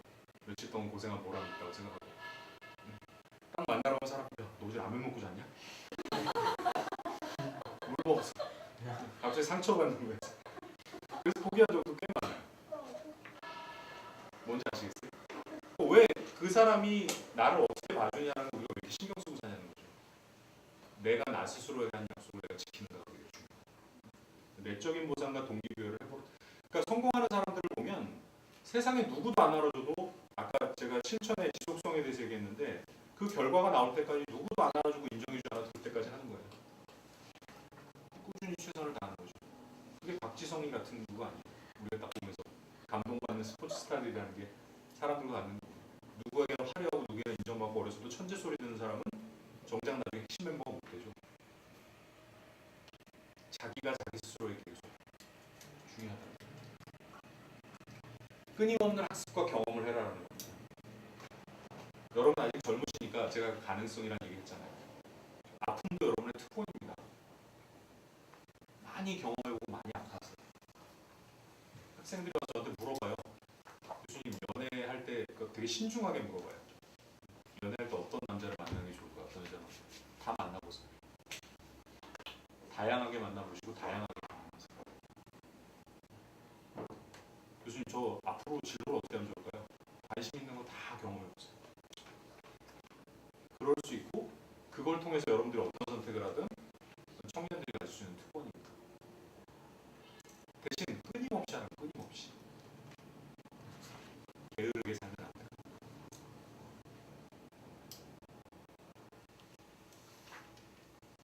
모든 일에 주인의 자세로 최선을 다하라는 거예요. 교회 일이든 학교 일이든 동아리 일이든 혹은 사람들과 만나는 일이든 어떤 일이든지 지극히 작은 일에 신실한 사람은 큰 일에도 신실하고 또 지극히 작은 일에 부정한 사람은 큰 일에도 부정하고 이게 제가 보니까 세상에 그대로 적용되는 원리입니다. 아까 제가 얘기했던 내적 적합성과 외적 적합성 상관없이 세상에서도 통용되고 그리스도인으로서도 딱 살아가는 이게 딱 세상이에요. 자그마한 최선을 다하는 사람에게 큰 일이 맡겨져요. 주인 이르되 잘했다 착한 종이여 네가 지극히 작은 것 충성했으니 열골 권세를 받지 차지하리라. 어느 분이 얘기를 하셨대요. 주인의 관점에 생각하고 행동하면 언젠가 주인이 되고 하인의 관점에 생각하고 행동하면 영원한 하인이 된다. 늘 내가 주인의 관점에서 주도권을 갖고 어떤 부분에서 좀 더 잘할 수 없는지 좀 더 좋은 어떤 결과를 얻어낼 수 없는지 일단 늘 고민을 하고 최선을 다한다. 그럴 때 그 사람은 인생에 또 여러분의 주어진 시대의 주인이 될 수 있습니다. 근데 그 부분에 있어서 계속 수동적으로 남들이 볼 땐 하고 안 볼 땐 안 하고 하인들의 특징이 이거잖아요. 주인이 볼 땐 하고 안 볼 땐 안 하고 다 합니다. 살다 보면 다 느껴집니다.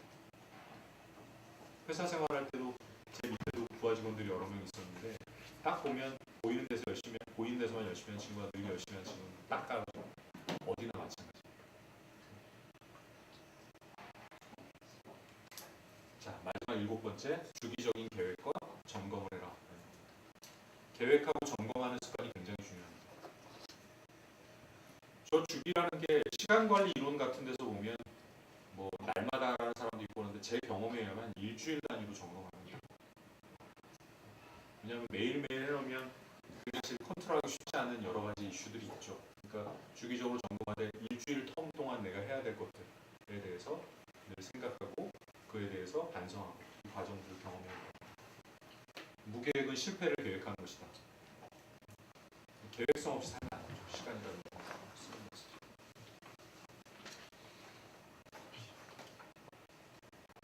실천 없는 비전은 한낱 꿈에 지나지 않고 비전 없는 실천은 시간만 낭비할 뿐이다. 실천이 뒷받침되는 비전이야말로 세상을 바꿀 수 있다. 우리나라의 기독교인들이 1000만이 넘는다고 그러잖아요. 다 어디 있나 모르겠어요. 제가 세상에 살다 보면 저를 포함해서 하는 얘기입니다. 여러분들한테만 하는 얘기가 다 어디 있나 싶어요. 왜 그렇게 존재감, 우리 소위 존재감이라고 그러잖아요. 왜 이렇게 존재감이 없을까? 다 얘기 나눠보면 다 꿈이 있고 다 더 나아지고자 하는 향상심이 있고 더 나은 어떤 하나님의 나라를 만들기 위한 그런 소망들을 갖고 있는데 왜 보이지 않을까? 움직이지 않고 있는 거죠. 행동하지 않고 있는 거죠. 자신의 비전을 향해 움직이고 있다는 것들이 사람들에게 드러나지 않고 있는 거죠. 그래서 모르겠어요. 네, 제가 한 얘기들이 여러분한테 어떤 의견을 모르겠지만 저의 세대보다 여러분들이 앞으로 살아갈 세대에서는 그 여러분들의 노력과 실천을 통해서 드러나는 그런 그 정말 아름다운 비전의 성취들 그게 좀 세상을 바꿔나가는 그런 분들이 됐으면 좋겠다는 생각을 합니다. Q&A 제 강의는 일단 여기까지 하고 이게 앉아서 진행하니까 되게 뭐랄까 낯설고 어색하긴 하네요. 11시 10분까지 해야 된다고 얘기 들었거든요. 네. 질문이나 혹은 고민이나 이야기거리를 나눌 게 있나요? 무슨 비전 다시 듣고 싶어요. 저의 비전은 사람들의 잠재력을 일깨우는 겁니다. 사람들의 잠재력을 일깨우는 건데 개인이 갖고 있는 역량뿐만 아니라 좀 뭔가 침체되어 있는 어떤 이런 부분들까지도 다시 불러일으키는 사람들이 원래 그러니까 지원받고 부름받은 목적대로 쓰이도록 도와주는 헬퍼였고 그 헬퍼의 방식이 저는 가르치는 거라고 생각하고 있습니다. 이런 비전을 갖기 위해서 요즘 좀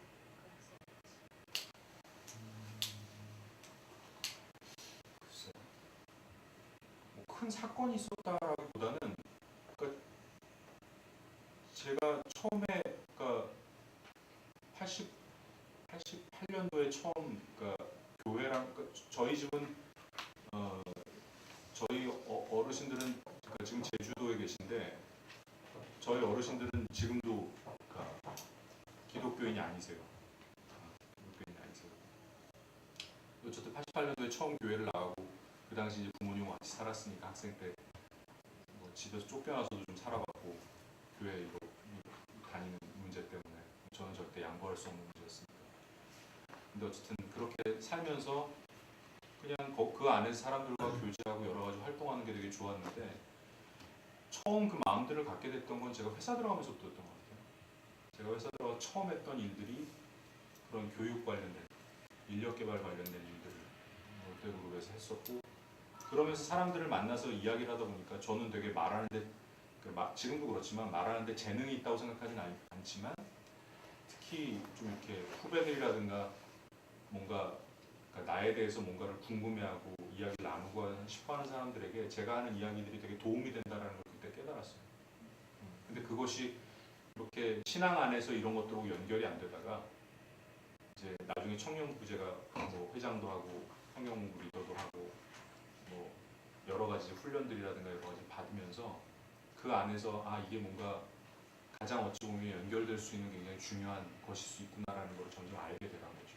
그리고 그러다가 아까 얘기했던 것처럼 회사 생활을 통해서 그러면 그 대상이 누구여야 되는가라는 측면에서 되게 청년들이 가장 나한테 중요한 적일 수 있겠다 생각합니다. 사실은 요즘 그래서 제가 요즘 또 하나 윤현부 교사를 제가 하고 있거든요. 1학년 9반 담임이에요.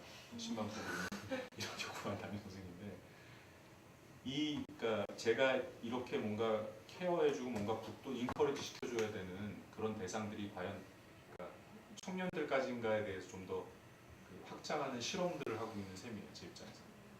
근데 의외로 그러니까 저는 대학생 중 대화 그래도 내가 얘기가 통할 수 있다고 생각했는데 의외로 오히려 그러니까 유년부 이 아이들에게 줄 수 있는 것도 굉장히 크다라는 걸 많이 느껴요. 그러니까 애들이 좀 이렇게 개 중에 보면 저희 반 애들 중에 보면 한 두어 명은 아빠랑 떨어져 사는 아이들이 있는데 그 아이들을 이렇게 주일날 만났을 때 제가 안아주고 잠깐 기도할 때 걔네들이 받는 그 영향력을 느껴요. 아마 제가 그런 딸들을 키우고 있으니까 그럴지 모르겠는데 그래서 그 영역이 청년에서부터 이제 좀 더 확장돼야 되는 게 아닌가. 지금 책도 하나 쓰고 있습니다. 자녀들을 키우는 부모들한테 주는 출판사랑 얘기 다 끝났는데 책을 아직 안 써가지고 늘 저는 준비는 다 해놓고 그걸 이번에 방학 때 열심히 써야 돼요. 책 2권을 써야 됩니다. 네, 그래서 지금까지는 강의를 통해서 만났는데 그렇게 집필하는 과정이나 이걸 통해서도 할 수 있을까에 대한 그러니까 방법론적인 아까 스트래티지 전략이라고 얘기했던 부분에서 여러 가지 또 테스트하고 있습니다. 네. 자신이 마음속에 하고 싶은 것이 있고 그리고 그걸 아까 전에 말씀하신 대로 그것이 또 그것조차도 하나님께서 주신 걸 수도 있다고 말씀하셨는데 그것이 계속되고 생각해보고 기대해봤을 때도 그것이 자신의 유익만을 위해서 사는다는 좀 생각이 들어서 하나님께서 주신 비전하고 그걸 좀 결합시키는 데 있어서 좀 괴리가 좀 많이 오는데 그걸 찾는 방법이 어떤 게 있을지 좀 궁금합니다. 내가 원하는 것이 하나님께 그러니까 저희에 대한 한다는 쉽게 생각. 말씀드리면 하나님의 영광과 관련된 없는 나만의 유익을 위한 일이라고 생각됐을 때 그거를 좀 바꿀 수 있는 방법들이 좀 다시 그 본질 안에 들어가야죠. 그러니까 하나님의 기쁘신 뜻을 위해서 살아간다는 본질 바깥에 있는 것들이니까 내가 그 안에 있는지를 다시 확인해야 되는 거죠. 그 부분에. 그러니까 되게 단순해요. 그 부분에 있어서 이게 맞는지 그런지 나의 유익을 아닌지 한 거는 내가 나의 유익을 위한 것이라는 생각이 들 때는 뭔가 그 본질에서 벗어나 있는 거죠. 그리고 그걸 벗어나게 만든 어떤 요인들이 있겠죠. 예를 들자면 이런 거죠. 하나님 내가 원하시는 건 정말로 사람들을 썰고하고 뭐 하는 건데 나 어렸을 때 굉장히 어려운 가정에서 살았어. 돈을 엄청 벌어보고 싶어. 그러면 그건 사실 죄는 아니에요. 죄는 아닌데 본질에서 벗어나 있는 거죠. 다 하나님의 본질 안에 들어가야 되는 거예요. 그런 판단할 때. 그러니까 어찌 보면 그건 다시 신앙이라는 출발점에서 시작해야 되는 문제인 거예요. 이거에 대해서 내가 그러니까 이게 맞느냐 그르냐의 문제가 아니고 그 자체 어떤 옵션에 대한 판단의 문제가 아니고 내가 정말 하나님 안에서 지금 사유하고 그 안에서 결심하고 그 안에서 행하고자 하는 어떤 그 본질 안에 있는가에 대한 생각을 다시 좀 해봐요. 근데 제가 생각할 때는 그게 나의 유익만을 위한 것이다라는 판단을 그러니까 그런 고민들을 합리화시키지 않고 그런 고민을 할 수 있다는 자체는 굉장히 저는 아름답다고 봐요. 그러니까 완전히 이 관계 자체의 어떤 그런 부분이 정말로 괴리가 있는 게 아니라 정말 그 끈은 연결돼 있는 건데 뭔가 약간 그 부분들을 다시 되짚어봐야 될 부분이.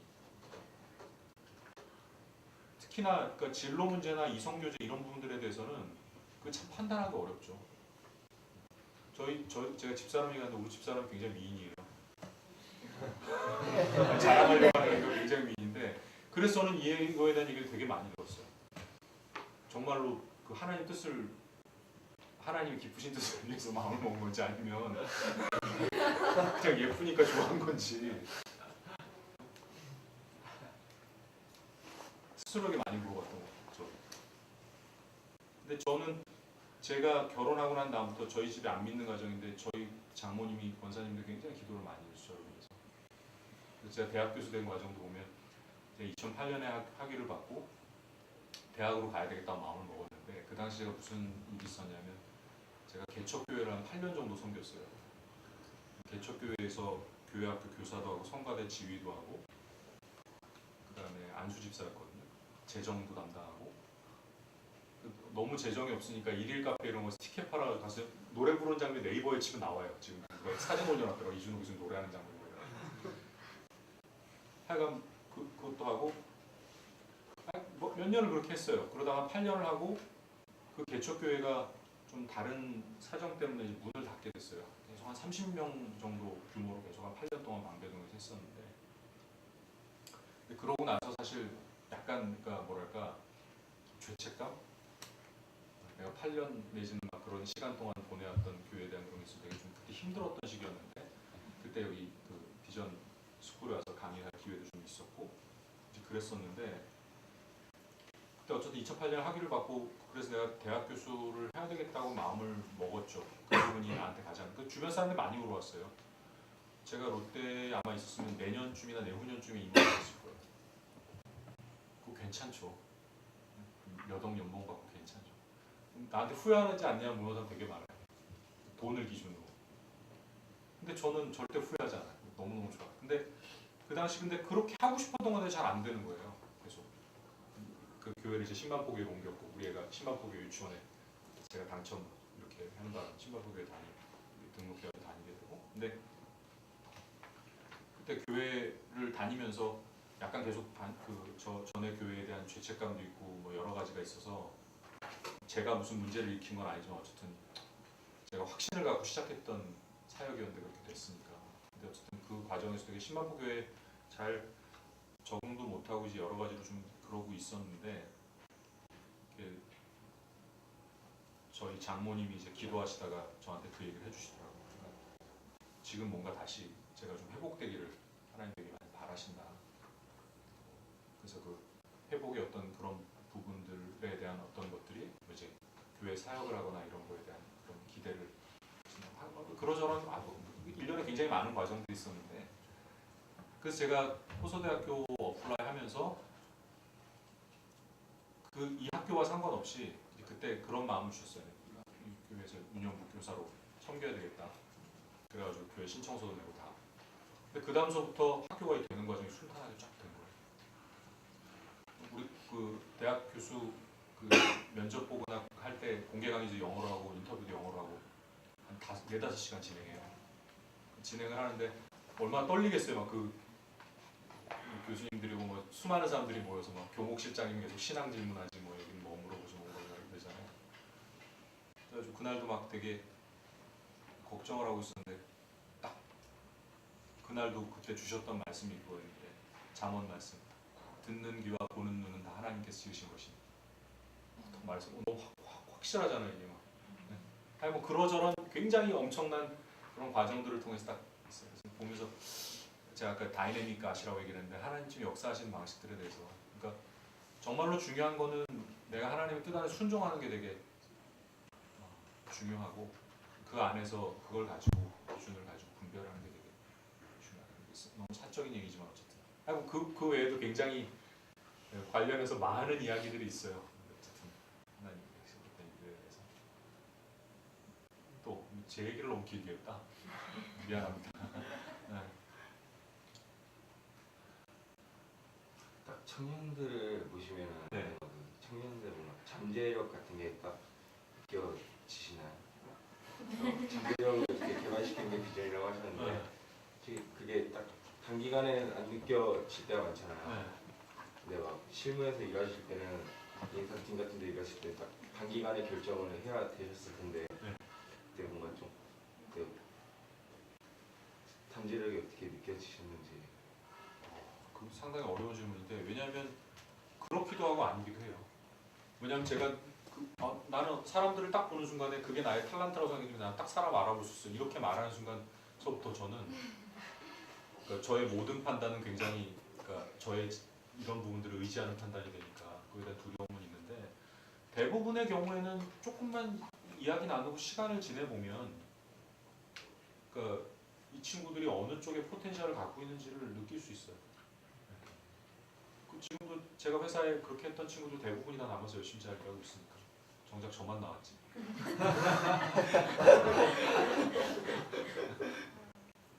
근데 그건 있는 것 같아. 어떤 그 일을 할 때도 보면 그러니까 약간은 뭐랄까 그러니까 너무 가까이 있는 것보다는 약간 이렇게 벗어나 있는 입장에 있는 게 또 좋을 때도 있는 것 같아. 예수님도 고향에서 환영 못 받으셨다고 그러잖아. 약간 벗어나야 그런 느낌이 있겠지. 대부분은 알 수 있는 것 같아요. 근데 그거를 막 그렇다고 해서 너무 이렇게 확실하게 100% 알 수 있으면 이렇게 말하기에는 좀 그런 부분이 있죠.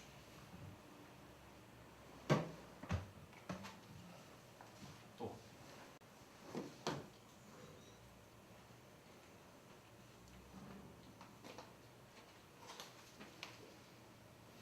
여러분들이 비전이라든가 이런 그 존재 가치라는 부분에서 좀 듣고 싶었던 얘기들을 많이 들었나요? 네. 그러니까 모르겠어요. 저는 이것과 관련해서 무슨 굉장히 막 이 부분에 대해서 막 어디 가면 굉장히 그 할 수 있는 그런 사람은 분명히 아닙니다. 근데 제가 고민하며 생각했던 것들을 정리해서 이야기를 많이 했는데 혹시라도 또 궁금하거나 저한테 물어보신 것들이 있으면 메일이라든가 다른 수단들을 통해서 얘기하시면 될 것 같습니다. 더 이상 질문 없으신가요 이제?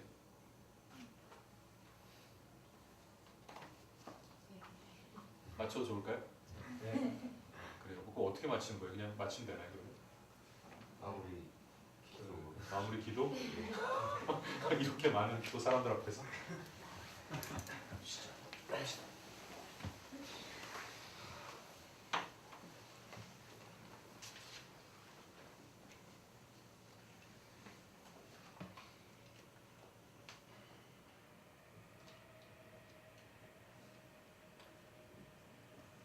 살아계신 하나님 아버지,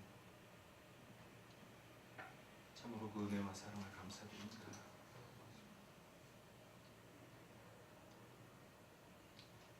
정말 주님께서 저를 속속들이 아시다시피 귀한 청년들 앞에 나와서 이들의 비전과 사명과 그걸 이루기 위한 삶에 대해 정말 말할 자격이 없는 부족한 저에게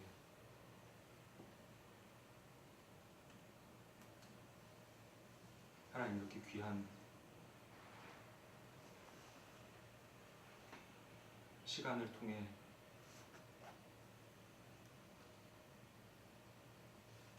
여러 가지 이야기들을 전달하고 또 나눌 수 있게 해주시니 참으로 감사를 드립니다. 네. 하나님 바라옵고 원하옵기는 우리가 나누고 또 혹여 깨닫게 된 내용들이 그저 이 자리에서 그저 사라져버리는 지식과 어떤 내용이 아니라 이들의 삶을 통해서 구체화되고 또 이들의 삶을 통해서 성취되고 그걸 통해서 하나님이 기대하시는 이들 하나하나의 더욱더 존귀한 존재로서의 쓰임받음과 하나님의 역사를 이루어가는데 온전히 쓰임 받을 수 있도록 주님께서 꼭 역사하여 주시옵소서. 하나님, 청년의 시절에 정말로 많은 고민과 걱정과 미래에 대한 불안과 처해 있는 여러 상황들에 대한 답답함들이 있습니다. 주님, 하지만 그 모든 것들을 이제는 더 이상 아픔으로 여기지 아니하고 이들의 권리요 미래를 향해 하나님이 준비하시는 하나의 과정임을 깨닫게 하시고 그 깨달음 속에서 더욱 큰 꿈과 더욱 큰 미래를 하나님 그려나가고 아버지 하나님 준비해 나갈 수 있도록 우리 귀한 청년들을 인도하여 주시옵소서. 혹시라도 부족한 제가 이야기를 전하는 중에 주님의 뜻에 벗어난 혹은 이들에게 또 마음에 상처가 될 수 있는 혹은 의구심을 가지게 만들 수 있는 것들이 있었다면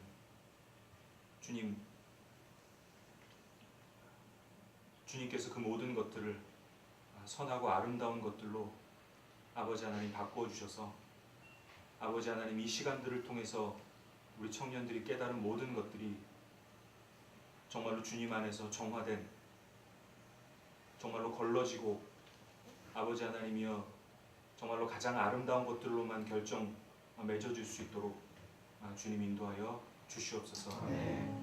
남은 수련회의 기간도 주님 지켜주시고 이 수련회의 기간이 나중에 돌아보았을 때에 하나님이 나의 삶에 있어서 커다란 정말 전환점으로 삼아주셨던 그런 계기가 되었음을 정말 먼 훗날 고백할 수 있는 귀한 시간들이 될 수 있도록 주님 역사하여 주시옵소서. 감사드리옵고 이 모든 말씀 살아계신 우리 주님 예수님 이름으로 기도드리옵나이다. 아멘.